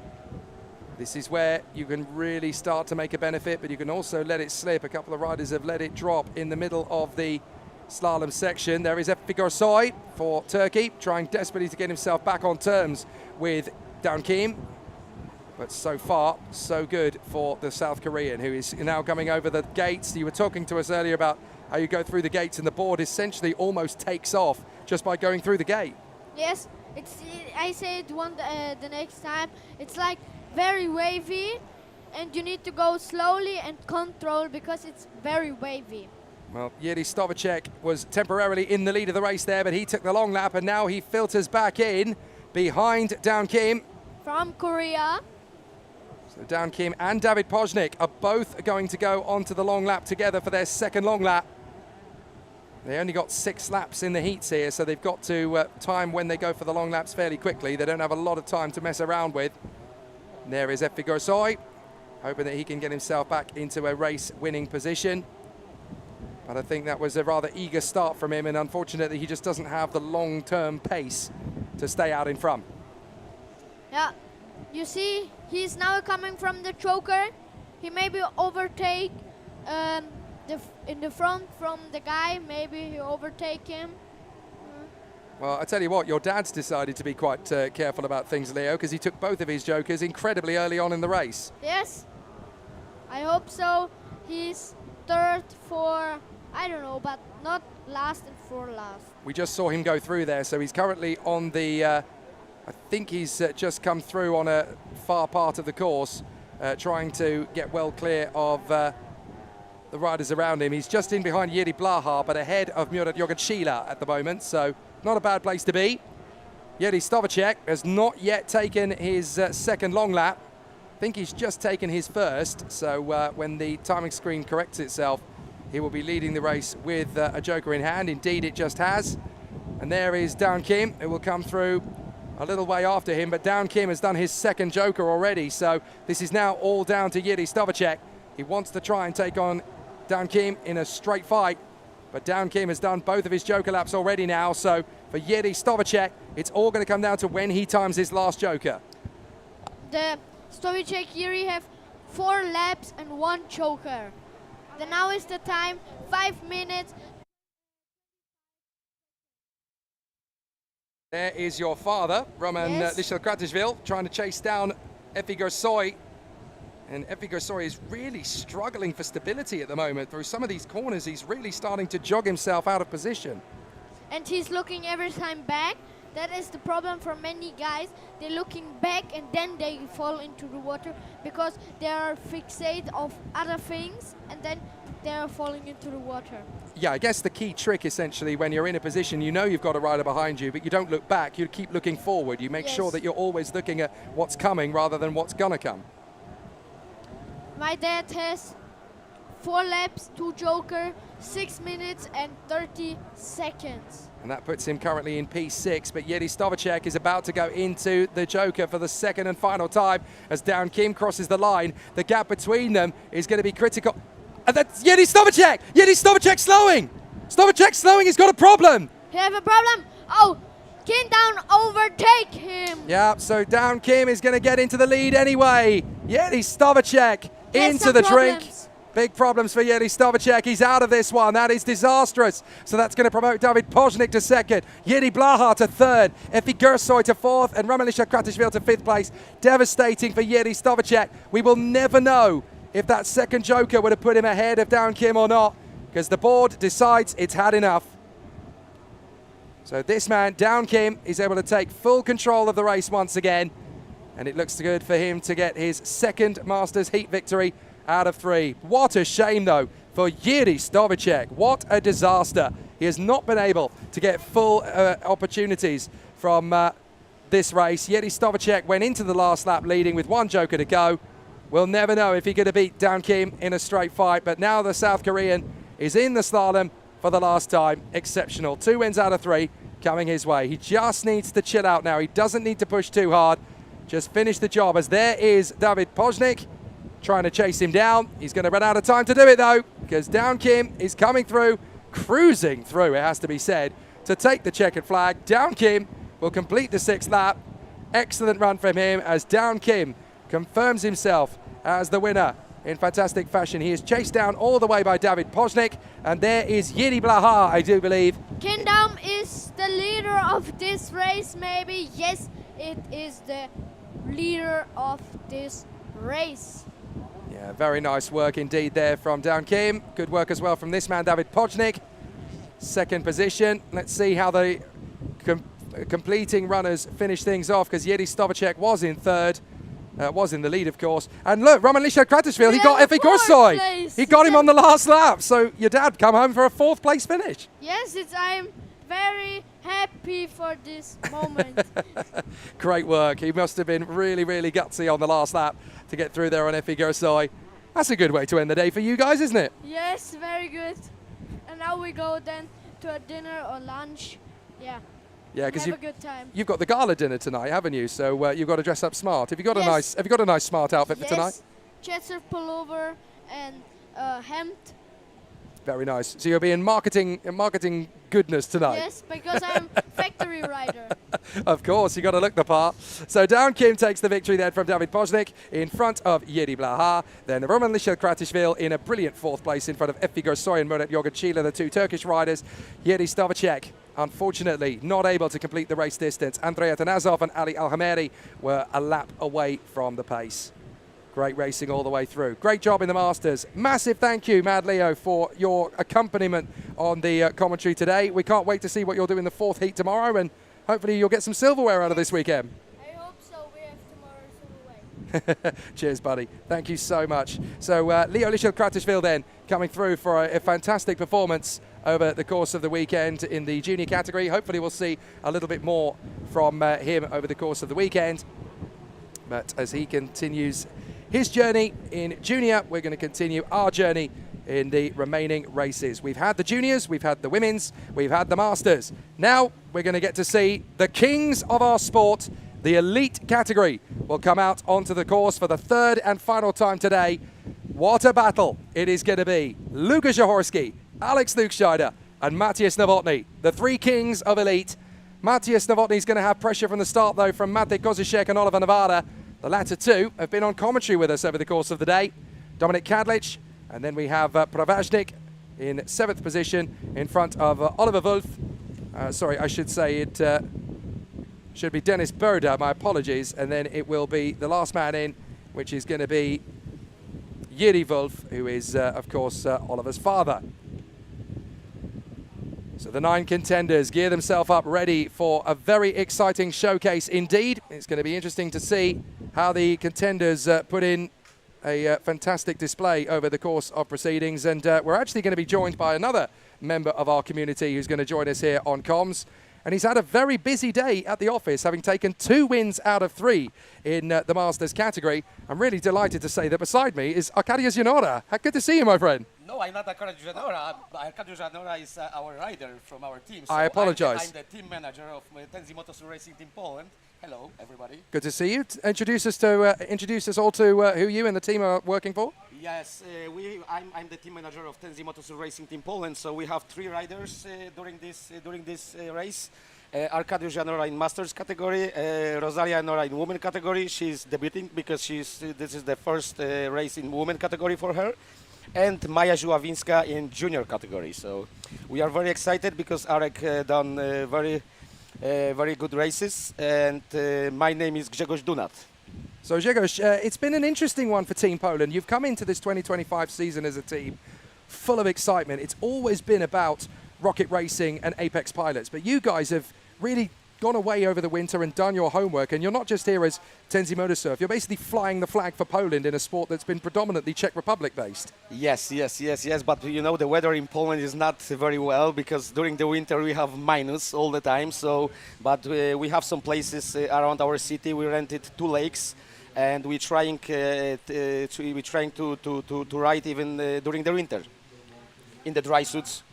So there's been some success for the team, obviously, in junior of late, and now we've got some real talent working into the women's category with Rosalia Yanora. I think she's a real prodigy. She's got some good performance to come. And, of course, she'll be representing the Nations Cup in the World Games with her father, Arkadiusz, who's come fresh out of the blocks in Masters and got 2 out of 3. There's got to be, I guess, from your perspective as a team principal, there's that knock on the door of elite. We've still got an all-Czech grid. There's still that thirst and that yearning, surely, to put a rider from Team Poland into the elite category. How close is that, do you think? I don't know. We will see in the end of the season. But Arek is a bullet. You know, we called him Polish tank because he's so strong and he's pushing very hard.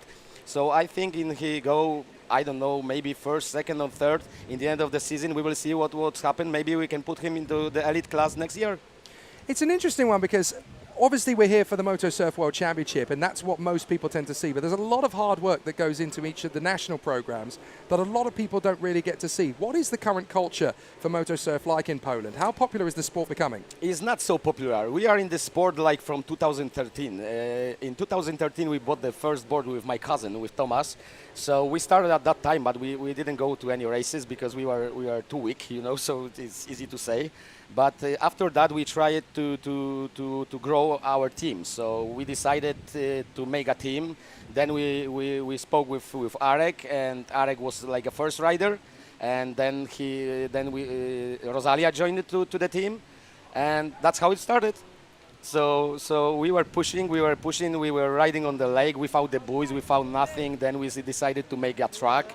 And step by step, we are a private team. We have only one sponsor, so we are like a family, and we sponsor like everything for our riders, even the boards, the travels, the hotels, everything. So we're trying to cover everything like, and we try and grow up. Maybe from the next race we're gonna have another junior, but it's like behind the doors now. So we will see what's happened, and we enjoying, like, you know. So we are very happy. The path of progress for you guys must be really interesting because, as we mentioned before, the whole culture of the World Championship so far has been about Apex pilots and rocket racing and this rivalry that they have with a couple of riders maybe from the Jet Surf factory or CMS getting a look in, maybe HK. But for you guys at Tenzi MotoSurf, this is a chance really for you guys to put yourself as one of the big 3.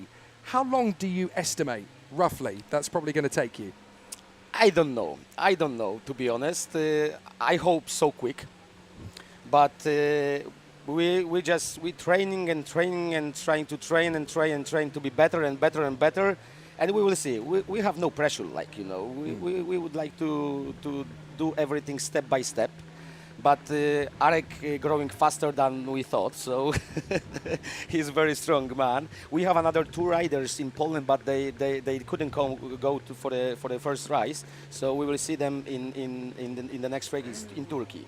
So if there are going to be people watching along in Poland right now thinking, well, there is a national team and I had no idea, then this sport looks really cool. So how would they get started? How would they approach coming on board with Tenzi MotoSurf Poland? They just have to contact with us. So I'm very open for everybody. If somebody wants to start in MotoSurf World Cup, we can help. We can try to train them, the new people, you know. So we would like to make a academy in our city, in the south of Poland. We don't have a sea, but we have the sea in the north. So this year we focusing on to open 1 or 2 academies around Poland. It's very hard. It's not a popular sport in Poland. So as not yet. Not yet, of course. About 6 riders have a license, international license for MotoSurf. So we will see, but we get we got more contacts and more people calling to us, people asking. So I think it will be better and better and better. So here's a posit for you. This weekend we've had a fantastic start for Arcadia Junora in the Masters, and is almost at the same level as Down Kim, the reigning champion. Let's say over the season that Junora's pace continues to improve and he goes for a World Championship title and comes good with it. How big a difference is that going to make to the program if you can say we have a rider from Poland who is now a world champion? Does that make a big difference? Oh yes, for us this is huge step. Oh my God, this is huge step, and even for Polish Federation, because they're looking for that to stand on the podium in the end of the season, to get something from them. Like we have to show something, you know. We have to get something, some title, to show that we are. Look, we have the title, so now we can sit on the table, we can speak. I guess it's kind of similar in terms of the impact of motorsport in the country when Robert Kubica was doing so well in Formula One. It made such a big impact to Polish sport in general. Yes. It's kind of a similar thing if Arcadia Junora can really step up and do something here. Yeah, because we can't even see nothing on the TV, on the newspapers, nowhere, you know. Nobody knows us, like, you know. Yeah. So that's the problem. The sport is very small in Poland, but I hope next year it will be better. And I can put as much power I have, so I'm focusing on that. I'm spending all the weekends, you know, all the days with MotoSurf and with jet surf, so it must go on. So the targets for this year, I guess you want to take as many wins as you guys possibly can from Masters, from Junior, and also from the women's category with Rosalia. Do we think that there's an opportunity for some good performances in stock later in the season? One or two riders coming through to make it work? Maybe. As I said, for now we have like another junior coming, but for the stock category, I think is the hardest class. Stock is the hardest class, so we will see. But one rider was contacting with me to ride in the stock category, but he even said that he have no enough skills for the MotoSurf World Cup this season, so we will see. I don't want to put any pressure on them, so they have to decide it themselves. So there is a little bit of a suggestion of something this year, but for 2026, that's where you guys really want to make your killing. Oh yes. oh yes. We will see what's happened after the World Games. So I'm waiting for this World Games seriously. This is like a high level for us. Yeah, because in the Nations Cup, it's one guy, one girl from each nation. So Poland actually has an incredibly strong team in having Arkadias and Rosalia. They're both very evenly paced. They're both going to be very competitive. So because they're so even in their level, there's a really good chance of a silver, maybe even the gold if it goes well. I can point very high, but I'm just, you know, just keeping it chilled. Yeah, they keep it chilled and no rush. We will see. We have to train. We have to put some much pressure on the training, and we will see what's happened. I don't want to say that we will be first, you know. Fair enough. Well, you're a very busy man. You've got a lot going on, Janesh, and we're going to start with the next three races on the grid. So, Janesh, thank you so much for talking with us. It's been great to get your feedback, and we wish Tenzi MotoSurf Poland all the very best for this season. It looks like you could have some very good results. Thank you very much. Thank you. So, Janesh from Tenzi MotoSurf Poland. Good to get some nice feedback there as to the tasks that are happening, not just here at the UIM MotoSurf World Championship, but also from behind the scenes as well. It's a very important part of how the sport continues to grow as these teams continue to develop and progress. It's been a really exciting challenge for seeing all these talents develop. Now we're getting ourselves ready then for the start of the third and final heat of the day in the elite category. And boy, are we going to have an incredible challenge. Lukas Zahorski, Alex Luke-Schneider and Matthias Marconi will be a very interesting challenge as they work their way through. Are they going to tighten up as Novotny, the reigning world champion, 16 years of age, he's going to try and put himself under enough pressure off the start. Off we go. Not a good start from Lukas Zahorski. It's a better start from Alex Luke-Schneider, and he'll get the whole draft to the inside line for the run from the slalom. So Alex Luke-Schneider for Apex Pilots has put it into the lead. What a start from Luke-Schneider. Lukas Zahorski has to follow in procedure as the rest of the riders charge their way through on the opening lap. But Luke-Schneider has made an absolute rocket launch of a start and got himself into the lead in front of Zahorski and Matis Novotny. They go through the slalom for the first time. And has Jaworski made up enough time not to take the lead away from Luke Scheider? He hasn't. So Alex Luke Scheider, after winning in race 1 and slumping to P5 in race 2, not what he wanted at all. Now he's got himself into the position exactly where he wants to be. Great start as well from 6th on the grid for Dominik Kadlic to work his way up into 4th position. A great run from Dominik. A great start so far, and not a bad run either for that man, Oliver Nevada, who joined us on the commentary a little bit earlier on. So some excellent displays and some fantastic performances as now Matthias Novotny has decided to be the first big name to go for the long lap. So he allows Alex Luke Scheider and Lukas Zahorsky to run in very much their own style. But it's an excellent charge forward from Matthias Novotny, 16 years of age, don't forget, the reigning world champion. So this is where he can really start to put some pressure on his opponents around him. But Alex Luke Scheider is not going to take defeat lying down. The 9 contenders having had such an incredible performance over the course of this week. But Alex Luke Scheider putting one over on Lukas Zahorsky is big. The 18-year-old has put one over on the 6 times world champion. There he is, Lukas Zahorsky, who's come back into Elite this year. Originally decided he was going to do the stock category and then decided at the last minute, why not? Let's go for Elite. Let's go for a world championship in the toughest competition in the world of MotoSurf. So still putting in a good effort here to try and chase down Alex Luke Scheider. But these 3 riders are so evenly matched. Right, Zahorsky puts his hand in the air. He's going to go for the long lap. They have to do it twice, of course, across the 8 laps. So this is where you really start to see the might and mettle of these riders. But don't forget that the sea is a lot more choppy. The waves are bigger and more unpredictable than they were for either the first or the second heats earlier today. So Lukas Zahorsky is definitely going to be putting some power down to try and get clear. There's Alex Luke Scheider. Very confident indeed in the lead of this one. It's Dominik Kadlic just in behind him as up in the air. The hand goes down for Matthias Novotny, who decides he's going to take the second joker very early on. But this is exactly what Matthias Novotny's good at. He just puts the joker laps out of the way in the first 3 laps and then spends 5 laps on the limit, pushing, trying to get that gap down to the riders around him. Can he overhaul Lukas Zahorsky this way? Out of the long lap then goes Matthias Novotny. He rejoins in good position. And he's got the water all to himself. He's got nobody in front of him.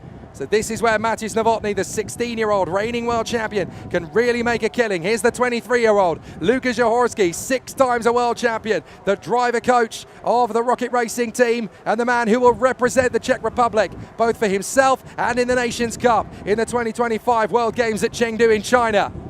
There's Alex Luke Scheider, looking for an opportunity to move his way further forward. He goes on to the long lap for the first time. So Alex Luke Scheider will now get even with the pace of Zahorsky, who just can't quite overhaul Alex Luke Scheider out of that particular part of the course. There is Dominik Kadlic making a good comeback. Hand is in the air. He's going to go for the long lap this time as well. But the riders are finding it much trickier than they did yesterday. The intensity of the heat, 43, 44 degrees Celsius. It'll be down to about 43 now, I reckon. So that's still going to be a very hot day at the office indeed for our riders. But Matthias Novotny is the danger man. He's already taken both of his long laps. So it's all going to come down to whether we're going to see Alex Luke Scheider or Lukas Zahorsky overhaul. Matej Kozicek has got into the lead for the moment, but that's because he hasn't done a single one of his long laps. So that's a good opportunity for Matej Kozicek. If he can get some pace now and put the power down, he can make good work of it, as up the inside, that is Lukas Zahorsky putting a lap on Jiri Wolf. Dennis Berda, by the way, has elected not to start this one, so only 8 riders on this occasion. Not entirely sure what the difficulty there was for Dennis Berda, but certainly a tough race in the awning as well. Through goes Lukas Zahorsky, tucking his way through the slalom, looking so superb in this particular part of the race course. A great work from Lukas Zahorsky, but what can Matthias Novotny do? Matthias Novotny is still the danger man in this one when these 2 riders, Alex Luke Scheider and Lukas Zahorsky, decide to go for their long laps. That's when we're really going to see what happens for Matthias Novotny. So there is Alex Luke Scheider on the back side of the circuit. He's got plenty of space to play with at the moment. Not really putting himself under massive pressure. But this could get more and more intense as the race continues to progress. It's going to be an interesting one for everybody as the run continues. But Matej Kozicek is now on the long lap himself. Rejoins back into the fray once again. There he goes, hand is in the air.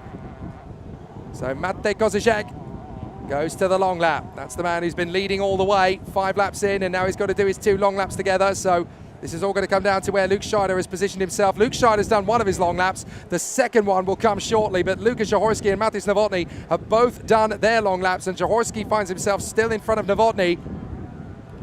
So what can Kozicek do? What can Luke Scheider do? There is Matej Novotny trying to close up on Lukas Jaworski. Just hasn't quite got the same level of pace as Lukas Jaworski in this one. He's a tough man to beat. Matej Novotny very much had it his own way last year in his battle with Alex Luke Scheider for the title, because Lukas Jaworski was so busy focusing on the Electric Challenge title in 2024. But he's come back to elite, and now he is still proving that he is the man on form. Here comes Matej Kozicek, stays on the race circuit. Has already done one of his Joker laps, but will not do the second one just yet. Now, where is he in relation to Alex Luke Scheider? That's important, because Luke Scheider has obviously got to come through in a similar position. Well, Luke Scheider is actually ahead of Matej Kozicek, and that's a significant one because, of course, Kozicek is trying to catch down Alex Luke Scheider in the race battle, but they've both only taken one of their Joker laps. So Kozicek just doesn't have what it takes, unfortunately, on this occasion to match the likes of Alex Luke Scheider, but might be able to get something on Jaworski and Novotny. Here they come. They're into the slalom together. There's Jaworski, #1 rider. Behind him, Novotny, the world champion rider from last year. There he is in the background. So Matej Novotny trying to stay with Lukas Jaworski at the moment. But it's very tough indeed between these young competitors. 16 years of age and a world champion. Matej Novotny, one of the youngest ever in MotoSurf to become a world champion at the elite category. But there is Alex Luke Scheider finishing off his run as he works himself to the final lap of the race through the slalom. Hasn't taken his second Joker lap. He'll clearly do it on the last lap and give us a bit of a show. Can Alex Luke Scheider find that little bit of extra pace in the choppy waters out of the slalom? And can he eclipse Matej Kozicek? He's already done that, but can he eclipse Lukas Jaworski? It's going to be a tough battle between Luke Scheider and Jaworski. Luke Scheider will go to the long lap for the last time. He's got himself a big advantage, but is it going to be big enough as they came through last time by? It's going to be touch and go. There goes Kozicek. He's got to take the Joker lap this time as well. And this is a problem because Lukas Jaworski is being held up here by Yuri Wolf. He manages to get through, but that little couple of seconds could be all the difference. On the long lap now, Alex Luke Scheider. Also on the long lap, Matej Kozicek. But who's going to get there first? Keep an eye on this man. Lukas Jaworski, keep an eye on this man as well. Luke Scheider, who's going to get there first? As they come off the turn, it's Luke Scheider. He's managed to eclipse Lukas Jaworski on the way through. He kept the white water to himself, and he's had a clear run. Alex Luke Scheider has beaten Lukas Jaworski out of the Joker laps, and it's amazing work again from Alex Luke Scheider. All the headlines have been written about Matej Novotny at the end of last season becoming world champion, and about Lukas Jaworski this weekend bouncing back to become the pole position in qualifying. But Luke Scheider had other ideas. This is my time, it's my season. 2025 is my campaign. And Alex Luke Scheider has started it in the best way possible. He took the win in the first. He didn't quite have it right together in the second heat. But in the third, he has bounced back in style. And despite the pressure coming from Lukas Jaworski all the way, Alex Luke Scheider is going to have to work hard here to keep Lukas Jaworski behind him in the final 3 turns. Look at how quickly Jaworski's coming at him. There's nothing in it, and it's going to be close. But Alex Luke Scheider will hang on from Lukas Jaworski. Oh my goodness. The 6-time world champion gave Luke Scheider such a rough time on the last lap. I genuinely thought it was going to go to the line there. But Alex Luke Scheider just hangs on to make it 2 wins out of 3 here in Fujairah. Stunning race in the third of our elite heats. The Grand Prix racing of MotoSurf, and the top 3 riders are in the top 3 positions. Alex Luke Scheider taking the victory from Lukas Jaworski and Matej Novotny. And that is the perfect preview to what we'll get to see in the finals tomorrow. They are worn out. They have put in such a tough effort there. Dominik Kadlic having to fight his way forward. Couldn't get any further, I'm afraid, than 7th place after a fall on the last lap. So Alex Lukscheider taking the victory in front of Lukas Jaworski and Matthias Novotny. Oliver Nevada coming through for fourth in front of Matej Kozicek in the end. And then Daniel Provaznik ahead of Dominik Kadlic, who will now cross the line in 7th place. And Jiri Wolf was a lap adrift. Denis Berda could not take the start. But what a duel. What an amazing race between Alex Lukscheider, Lukas Jaworski and Matthias Novotny. The top 3 riders in the sport are still the top 3. And there's only 7 seconds between them after 8 laps of the course, including the 2 choker laps as well. But Alex Lukscheider of the Apex Pilots team is looking so good at this point of the weekend. This will put him into real confidence boosting mode ahead of tomorrow. This is exactly what he needed, exactly what he's been able to deliver. It looks like he's being environmental on the way home. Is that a plastic bottle? It is indeed. Clean up the environment while you're at it, mate. Too right. Alex Lukscheider. Fantastic display and a great performance. There's just 2 races to go this afternoon before we wrap things up ready for the Sunday sessions, and we'll start with the stock category.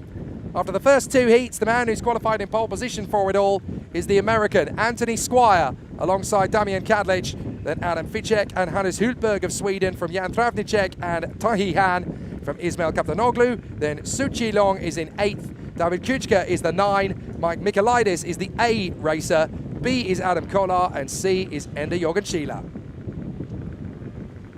So 12 riders getting themselves geared up and ready. The wind has really rocked on a pace now here on the beach at Fujairah, as the 12 riders in this particular category are looking to continue their progress further forward. But boy, has it been a tough race battle leading up to this stage. And now the stock races, we're only going to get 2 of those heats. We've had 2 of the heats already. In the rookie category, it has been all about David Kuchka. And then Faris Ramadan has been able to come away with some decent results as well. They have 36 points apiece, those 2, in the rookies category. But Anthony Squire is there in the mix to try and fight for supremacy as well. So Anthony Squire, the man from North Carolina, who's ended up being in a very solid position, will go off pole position for this one. Really exciting battle awaits us then in the stock category. Stock and stock rookies will race together, of course. There are 23 competitors in the weekend for stock and stock rookie. 7 rookies and 16 stock categories. This is, as many riders talk about, one of the toughest categories in the sport, because the reason it's called the stock category is quite simple. You buy the board out of the box and then you race it. You make no other changes to it. You run it as you bought it. It's the most even and the most fair played of racing categories. And the number 1 is the American Anthony Squire from Winston-Salem in North Carolina. What a chance for him to begin his season with a victorious stance. Certainly got the race win earlier on in heat number 2. And he'll be very happy with the way that transpired. But there's more where that came from in the Fujairah Grand Prix of the United Arab Emirates here in the beautiful city of Fujairah. 120,000 people live here. It's the only city amongst the Emirates on the very east coast. And it's not too far away from the border of Oman. And a fantastic part of the world this. Such a picturesque, the true Arabia of the United Arab Emirates, many people call this place. Dubai and Abu Dhabi have become very westernized over the years. But Fujairah still very much a pure Arabian community within the United Arab Emirates.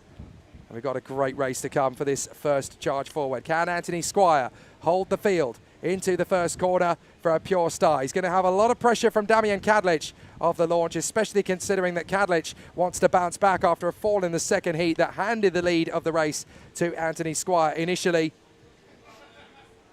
David Kuchka is also going to have a tough time trying to come back after his win earlier on and then falling from the board.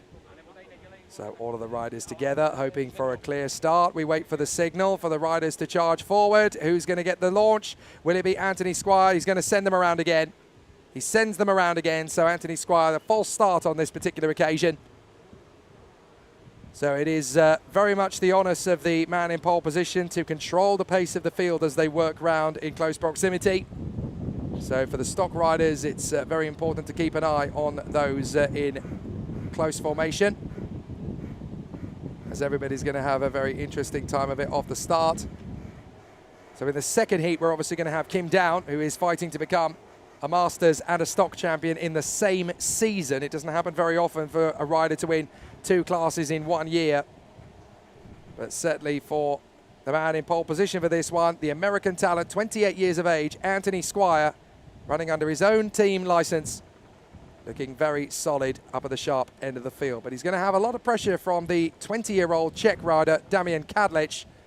He's going to be pushing on to try and get his own piece of history this season.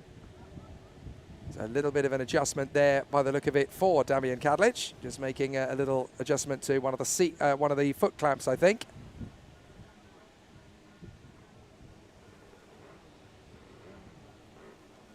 So the riders line up in position once again.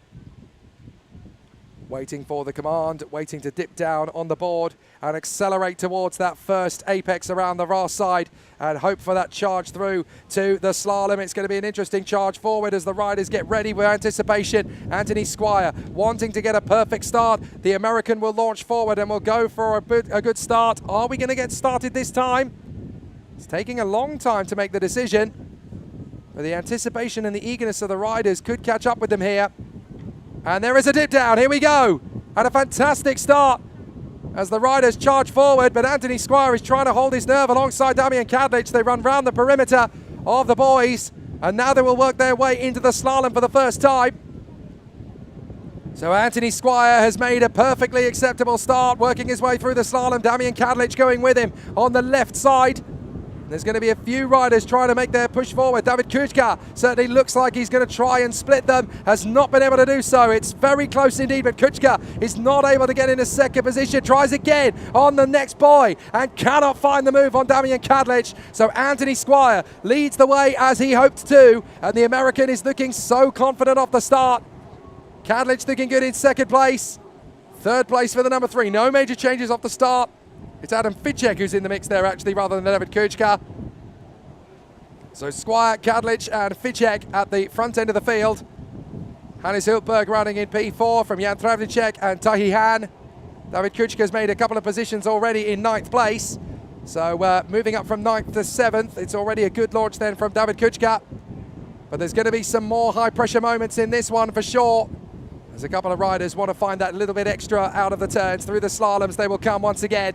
But Anthony Squire has got the opportunity here on Damian Kadlec, and he'll want to take full advantage. Getting that momentum in his books could get him into a second race victory. Once you start winning, you never stop in these fantastic MotoSurf races. Once the momentum is with you, it's very hard to shake it. And they've only got 6 laps around the course in these stock qualifying heat races, of course. So Squire has got to make good use of the opportunity while it's here. And the final turn, and across the line to finish the second lap. Damian Kadlec attacking the boy with gusto and determination in the final turn. And so too is Adam Ficek in his bid to try and catch up to these two. But you've got to be smart. None of the riders know how choppy the waves are in race trim on this particular course with these conditions, because they've not had to face the waves being so ferocious yet. Well, through goes Damian Kadlec to the long lap. So Damian Kadlec uses the joker. They've got to do it twice over the 6 laps. So Damian Kadlec making his move to try and move a little bit closer towards Anthony Squire. Certainly Kadlec having a tough time of it as he continues his charge forward. Adam Ficek decides to stay on the course and try and get the overcut on Damian Kadlec. So Kadlec returns to the circuit in a good position. And that's down in the drink. Is that the leader? Trying to see who that is that's gone through on the far side. No, I think that might be Damian Kadlec. Having just come through off the long lap, Damian Kadlec goes down for the 2nd race in succession. Another big mistake then from Damian Kadlec, I believe. And there is Adam Ficek, still chasing down Squire. But a big problem for Damian Kadlec. He had the problem in the earlier race. While leading, he dropped it and has done it a second time while trying to catch the leaders. Damian Kadlec back on the board again by the look of it. But a big mistake coming off the joker lap. And this is now a very tough race indeed for Damian Kadlec to try and make the time. Meanwhile, Anthony Squire is on the joker lap, as is Adam Ficek. So the two riders have gone together to try and make this race go towards them. So Anthony Squire's going to have all the time in the world to rejoin. So is Adam Ficek. Kadlec is not going to be anywhere near them after his fall. So they get back onto the terms, but meanwhile it's going to be tricky. Oh no, that is Kadlec. So it looked like it was someone else who fell then. Unless that is Kadlec having his moment. So Kadlec going for the long lap now. Still, they continue on the far side. There is the long lap then for Damian Kadlec.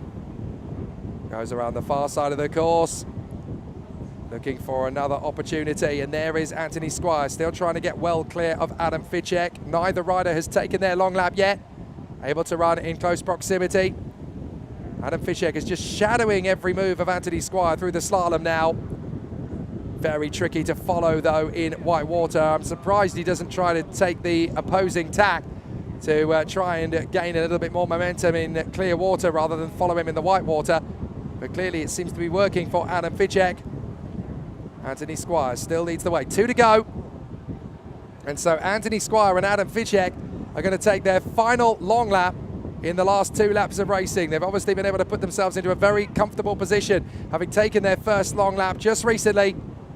So Adam Ficek still holds that second place, still chasing down Anthony Squire. It's time.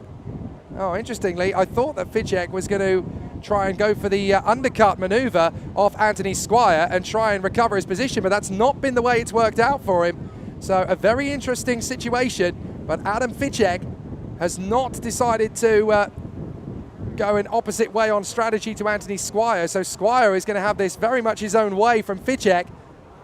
Hannes Hultberg now up into 3rd position in front of this man, Damian Kadlec, who has dropped behind Jan Travnicek and David Krička, who is the leader in the rookie. Somebody fallen in the background behind our 2 leaders. Is that Hannes Hultberg? Has Hultberg gone down into the drink? Trying to figure out who that is that came off the board on the far side of the course, just in behind Squire and Ficek. But certainly we've lost somebody in the mix there as Ficek tries to stay as close as he possibly can to Anthony Squire, just trying to find that little bit extra as they go into the final lap. And Squire and Ficek have both got to take their long lap for the last time. So through there we'll go again. Working up to the far side of the course. Watch for the signal from Anthony Squire. He will take the position. His arm is in the air. It's also in the air for Adam Ficek. I am very surprised indeed that Ficek didn't try and undercut Anthony Squire as he went through. So Squire is just doing what he needs to do to finish the task here in first position of the Group A, Heat 3 in the stock category. And down! And down! Unbelievable! So Adam Ficek trying his best to go after Anthony Squire, and it's Adam Ficek that makes the mistake and drops the board. So Anthony Squire is going to have an even easier run to the victory than he would have hoped for, as Dominic Kadlec will come through to make up a position or 2 there. So now it's going to be Kadlec versus Ficek to race back to the line, but Anthony Squire is going to have this all his own way. Kadlec has recovered, Ficek has struggled, but it's all about Anthony Squire. The American has been absolutely superb over the course of this race, and he's been able to control his own nerves and steady himself into a good position. So the American, Anthony Squire, will come through. He is now working his way into the slalom for the last time, I do believe. Oh, where is Anthony Squire? Just making sure he's there or thereabouts. Oh, there he is on the far side, and there is Adam Kadlec. Damian Kadlec. And how close is it between these 2 riders now? As they will come through to seek the checkered flag. Anthony Squire runs through in front of Kadlec, and the checkered flag will go the way of Anthony Squire, just in front of Damian Kadlec, who has amazing fight back skills there. I didn't realise just how much time Kadlec had gained. Despite falling, he was able to catch back up to Anthony Squire big time there. And 1 more lap, and I think that race could have gone a very different way. But Anthony Squire does indeed make it 2 races out of 3, with Kadlec close behind in 2nd place. The 4 for Ficek, really costing him dearly there on the last lap. But Travnicek will come through in 4th position in front of Hannes Hultberg, I believe. Krička and Kolar are going to be 4th and 5th for the rookies, ahead of Travnicek and Hannes Hultberg. But what a performance from Anthony Squire. He can be so happy with the way today has gone. 2 wins out of 3 for the American. And that is a perfect start to his 2025 campaign. Anthony Squire just a second clear of the hard-charging, resurgent Damian Kadlec. Adam Ficek in third from David Kuchka, the leading rookie racer in front of Adam Kolar, his rival. Jan Travnicek is sixth. Third in rookie is Mike Michailidis in front of Hannes Hulberg, Ismail Kaptanoglu, and then we had Endo Jorgenschila in front of Tahi Han and Su Chi Leong. 2 out of 3 then for the American Anthony Squire in front of the comeback kids, Damian Kadlec and Adam Ficek. So Anthony Squire very comfortable and very confident about the way things have currently progressed for him. But there is still one race to go here on the beach at Fujairah. And a very incredible race it could potentially work out being for us, because we've got some big names on the grid for this one. Fares Ramadan, along with the hard-charging Down Kim. And it's Down Kim who's actually going to be in pole position. So Down Kim ahead of Hassan Bouabas. And then it will be Zhang Maozhou in front of Adam Janusek. Miroslav Kurbs ahead of Jan Matoshka.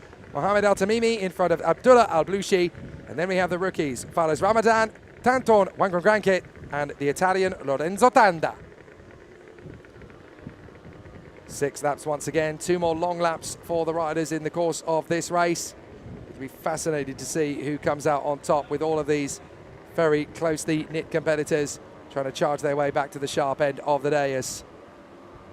So we're going to see some really great performances and some fantastic battles in this last race of the day in the stock and stock rookies category.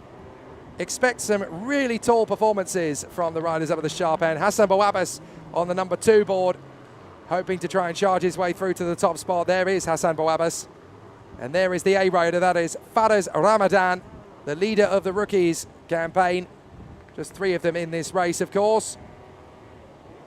The rookies will start a little further behind their counterparts in the reckoning for the rest of the race here. So the 3 rookies that are going to go in this race are going to be Fares Ramadan, Tanton Wangongranket, and Lorenzo Tanda, the Italian for MotoSurf ASD. But the contenders in the main category are going to be fascinating. Down Kim, Hassan Bouabas and Zhang Maozhou, along with Adam Janusek, Miroslav Kurbs, and then with Jan Matoshka ahead of Mohamed Al Tamimi and Abdullah Al Blushi. So it should be a very interesting charge forward, as we're going to have Down Kim, Hassan Bouabas and Zhang Maozhou battling for the lead. So expect some big things then from Kim, Bouabas and Zhang as the riders get themselves into position on the far side. This is the last race of our session before we take a break overnight. There'll be a fantastic opening season gala dinner tonight nearby to really kickstart the season and open up the atmosphere for the UIM MotoSurf World Championship riders and their nearest and dearest. But it's time to go racing for the last time today, as the jet ski course vehicles are getting back into position up at the far end of the course. And this will be the last race of the Saturday of the 2025 UIM MotoSurf World Championship, the Fujairah Grand Prix of the United Arab Emirates. Hassan Bouabas is getting himself dialed in and ready. Up towards the far side of the course, we're going to see this one final charge for the victory.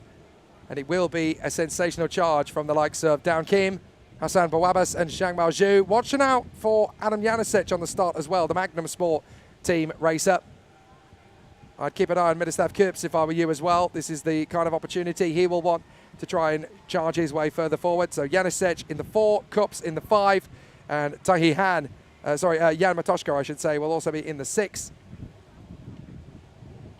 So this is where you could see some really intriguing starts on the far side of the course. The jet skis that make up the course vehicles are getting themselves into position. The riders are lining themselves up, and we will have one final race here on the shoreline in Fujairah. 120,000 people live in this city.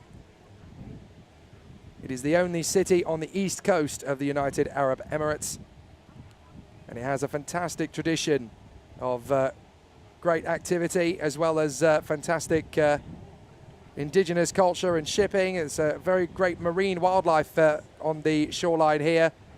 Multiple species of fish and crab.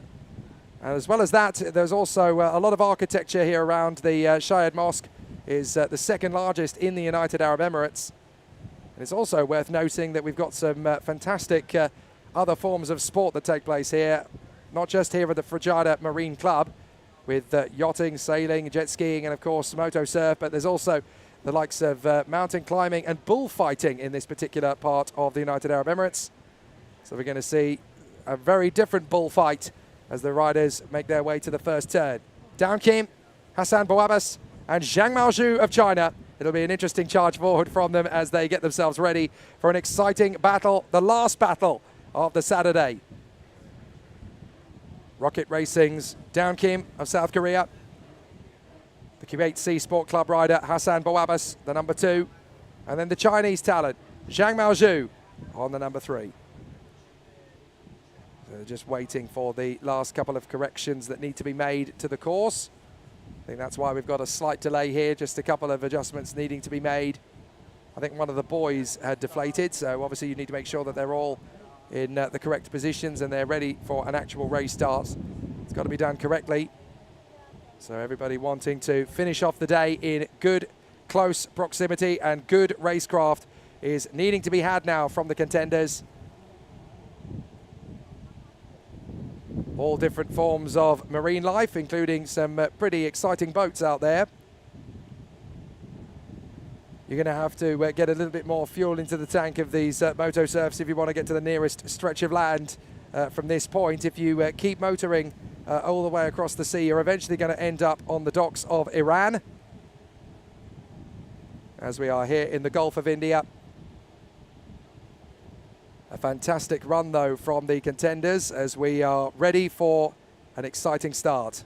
The riders pull up into their row of formation. Down Kim of the Rocket Racing, Hassan Bouabbas for Kuwait Sea Sport Club, Zhang Maozhu, 3rd position. Then it is Adam Janusek of the Magnum Sport team in 4th position on the grid. Miroslav Kurbs in P5.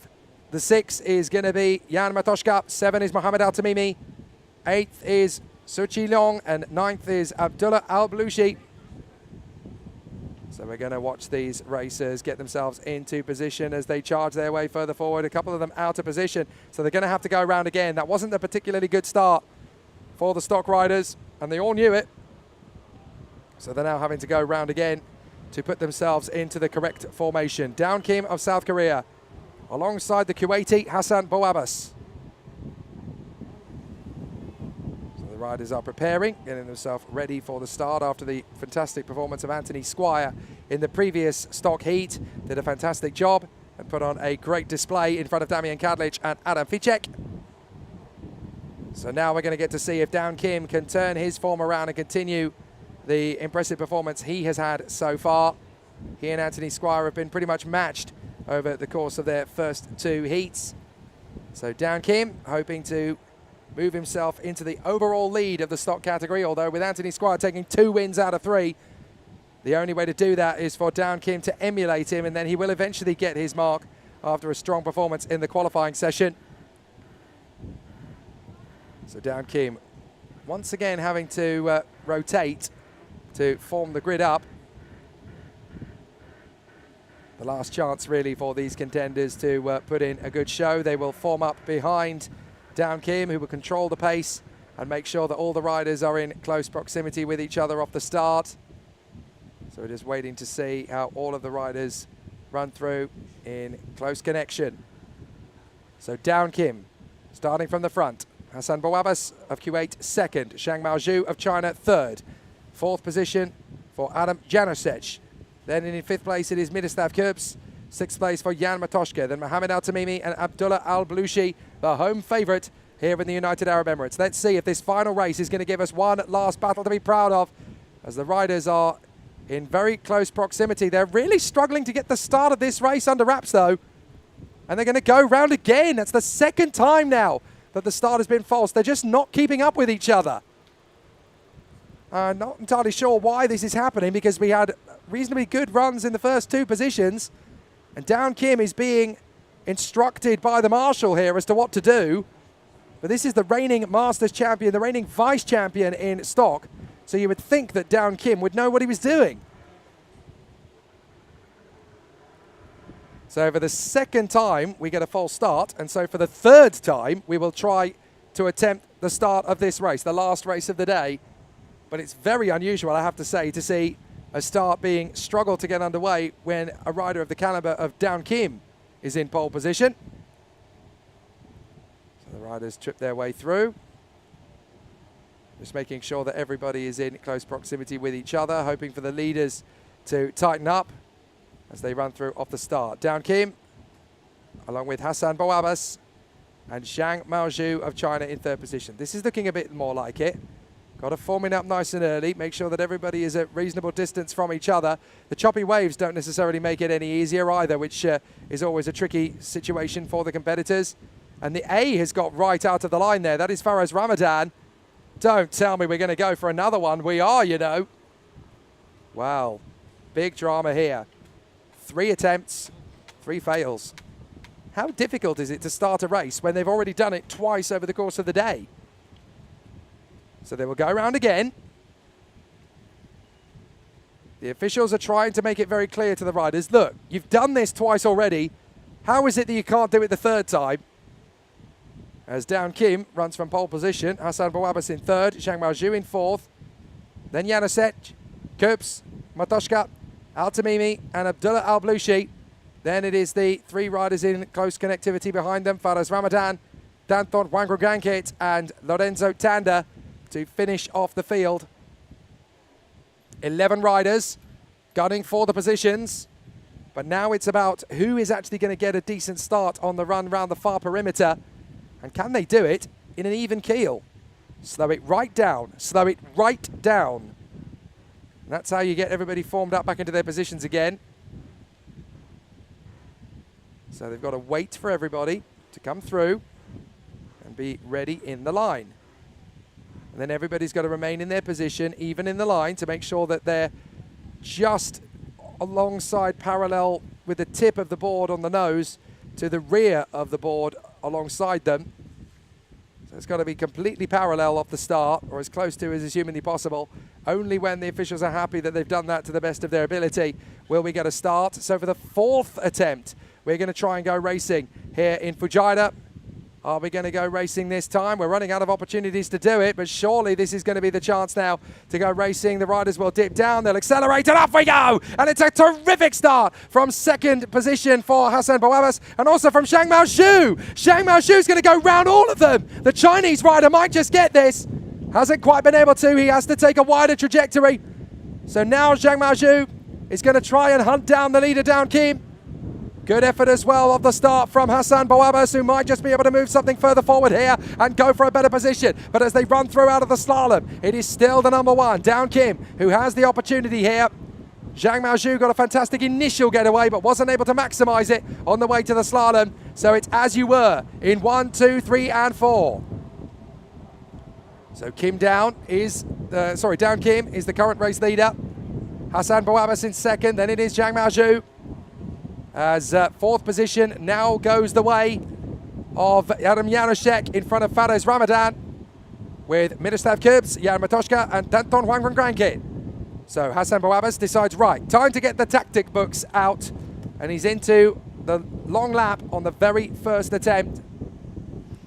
So he decides, I've got the pace to take on Down Kim, but the only way I can do it in terms of momentum is to now use the long lap. I want to get out of the white water and go after him. So this could be an interesting challenge now from Hassan Bouabas on the final race of the day and the 3rd heat of his weekend. But this man, Down Kim, is such a tough nut to crack, isn't he? He's so ridiculously strong when he gets into the lead of a race. He's just in his element, he's in his zone. And this is where Down Kim has just got such confidence. He can really utilize it as he continues to make steady progress around the course. Hassan Bouabas, 2nd place in front of Zhang Maozhu.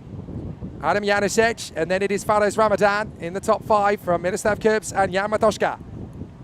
So Hassan Bouabas losing a little bit of tack there, having decided to take the long lap. But Hassan Bouabas still running a very smooth race. He's got to keep it nice and focused now that he's in the slalom. A couple of riders deciding to take the long lap the first time round. Adam Janusek and Miroslav Kurbs, I believe, did exactly the same thing. Oh, and a very aggressive stance there from the 3 of Zhang Maozhu. who has lost a bit of the ground he made up initially. I think he's got Fares Ramadan and Danton Wangrangranke now in front of him. So it's going to be an interesting one to continue the charge forward. But for Zhang Maozhu of China, he's just got to continue to dig deep and find that pace.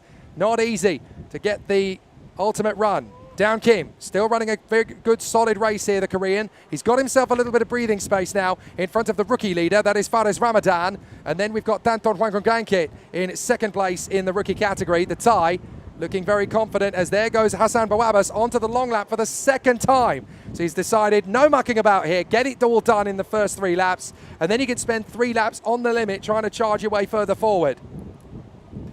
So Down Kim, still in the lead of the race, taking his long laps later on. There's certainly a few choice battles out there on the course. Zhang Maozhu is actually finding it nice and tidy now in front of Lorenzo Tanda in the rookie category. There is Zhang Maozhu, the Chinese rider. Hand is in the air, so he'll take to the long lap, as Hassan Bawabas has dropped to the back of the field for the moment. But that's only because he's done both of his long laps in the very early phase of this race. So now these remaining 3 laps, he's got his chance to continue and get back into the row, once more. So Zhang Maozhu of China, good effort. Here's Hassan Bawabas in the slalom. And this is why he's decided to take these long laps early doors, because now he's got the racetrack to himself. He may be down and out of it at the back end of the field, and he's almost been lapped by Down Kim, but that's because he's taken both of his long laps, while Down Kim has yet to take his first. So there is Down Kim, almost lapping Hassan Bawabas, but Bawabas has done both of his long laps, so he will be a force to be reckoned with come the end of this race. So what about Down Kim? He's now got to be careful on the traffic. He's also got to try and utilize the opportunity to take the long lap. Now Down Kim has signaled, so Down Kim is going to be taking the long lap in fast procedure. Excellent work then from Down Kim. And he is looking so comfortable after this one. And so the opportunity to catch up with our riders at the sharp end of the field. Down Kim is looking so good now. He's only got a lap and a half or so to go. But before we wrap up the broadcast, I wanted to see if we could grab a word with the man who's made the elite class his own over the course of today.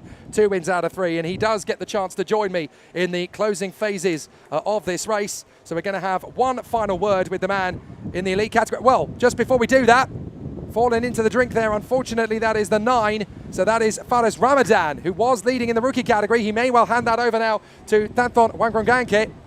Hand in the air for the 3 of Zhang Maozhu as we watch Kim down. And the man who is alongside me is Alex Nuchschneider, the man who has completely taken control of the elite category so far. Alex, did you think coming into this weekend that it was going to be quite so straightforward in the battle alongside Matthias and Lucas? Well, first things first, thank you for, well, I invited myself, but thank you for that. I'm sorry, I just now finished and I'm dehydrated and everything. I can imagine. But when I was passing by, you told me to come and I needed to fix something. Absolutely. So actually the guys are really fast. You do small mistake as I did in a second heat and you are from suddenly 5th. So you can make mistakes and you need to push all the time. The waters were a lot choppy this afternoon compared to this morning as well. So I'm guessing you had to completely adapt your riding style for the afternoon. Yes, that's correct. And also when you go behind someone, your advantage is that you save the energy. Because the guy in front of you, when it is very choppy, he destroys all the waves and he gets like the damage and you just save energy. And also there are the tactics that you go behind someone when he has the same pace as you and he doesn't slow you down, you go behind him, then you go to Joker and you push as much as you can. So in choppy waves, it's actually better to run behind the guy in first position for as long as humanly possible and then take advantage of him. Yeah, that's correct. But if you are first and you push, this is also good. Well, in the stock category, it's been really, really even and competitive. You've got one more heat tomorrow before we get to the finals. How do you think you can predict how it's going to be in the elite category tomorrow? What do you think we can expect to see? Well, of course that I will try to overtake Lucas, but it's very hard to say because every second can be different, and when you go on the water, anything can happen. You can get something to turbine. Now there are turtles in the water, and anything can happen. Your engine can blow up, especially ours, because it's very hot, and everyone from the elite, we talked about it, and every board is overheating in third and fourth lap. So it starts to be harder because when you go in the turn, then it's harder to accelerate. So you need to be very, very, how to say it, elegant with the gas and be careful. It'd be interesting. I wasn't aware that turtles were one of the dodgy yeah. problems over the course of the water. As we've been talking, Down Kim has been able to finish his second long lap and has been able to seal the deal in the victory in fantastic fashion in front of Hassan Bouabas. And a very neat comeback indeed for the Thai racer in the Rookie Merlin Plus category after his fall on the first lap earlier on. Danton Drangongranke has been able to come through for the rookie victory just in behind Adam Janusek. That is a big opportunity for him, and you can relate to that a little bit, having made the mistake in race 2 to then bounce back in race 3. That must be such a confidence booster. Yes, it is very, it motivates you a lot. You get mad, and someone, when you are mad, it motivates you, you go faster, but someone who gets mad can also, doesn't have control over the board. So it's the difference between going Yes. mad and getting mad. Mm-hmm. Yeah. Fantastic. So a very strong run indeed then from Down Kim, who really has made today come back to him after his fall in the earlier Masters heat. He now comes through for heat number 3, Group B in the stock category. Down Kim taking the win in front of Hassan Bouabas and Adam Janusek. The winner in rookie is Danton Wangrangranke in 4th overall from Zhang Maozhu, Faraz Ramadan, Ministav Kurbs and Lorenzo Tanda in front of Mohamed Al-Tamimi, Abdullah Al-Balushi, and problems in the race for Jan Matoshka, dropping him down to 11th position. Alex, what can we expect from tomorrow? It's going to be another hot day at the races, but this first round of the championship, so many people want to do well. It's going to be a very crazy time out there, I think. That's correct. Well, exciting stuff. Massive thank you to you, Alex Lukescheider, for your company in the closing stages of the broadcast. We hope to catch up with you on the road and on the waves tomorrow. It's going to be an interesting one. But here in Fujairah, the Grand Prix of the United Arab Emirates for the first round of the 2025 UIM MotoSurf World Championship season has definitely given us plenty of dramas across the juniors, women's, elite, masters and stock. And we cannot wait to come back and do it all again tomorrow. From myself, Jake Sanson, and the broadcast down here on the beach in Fujairah, it's been a fantastic day at the races. There's one more to go before we wrap things up in Fujairah. Bye for now.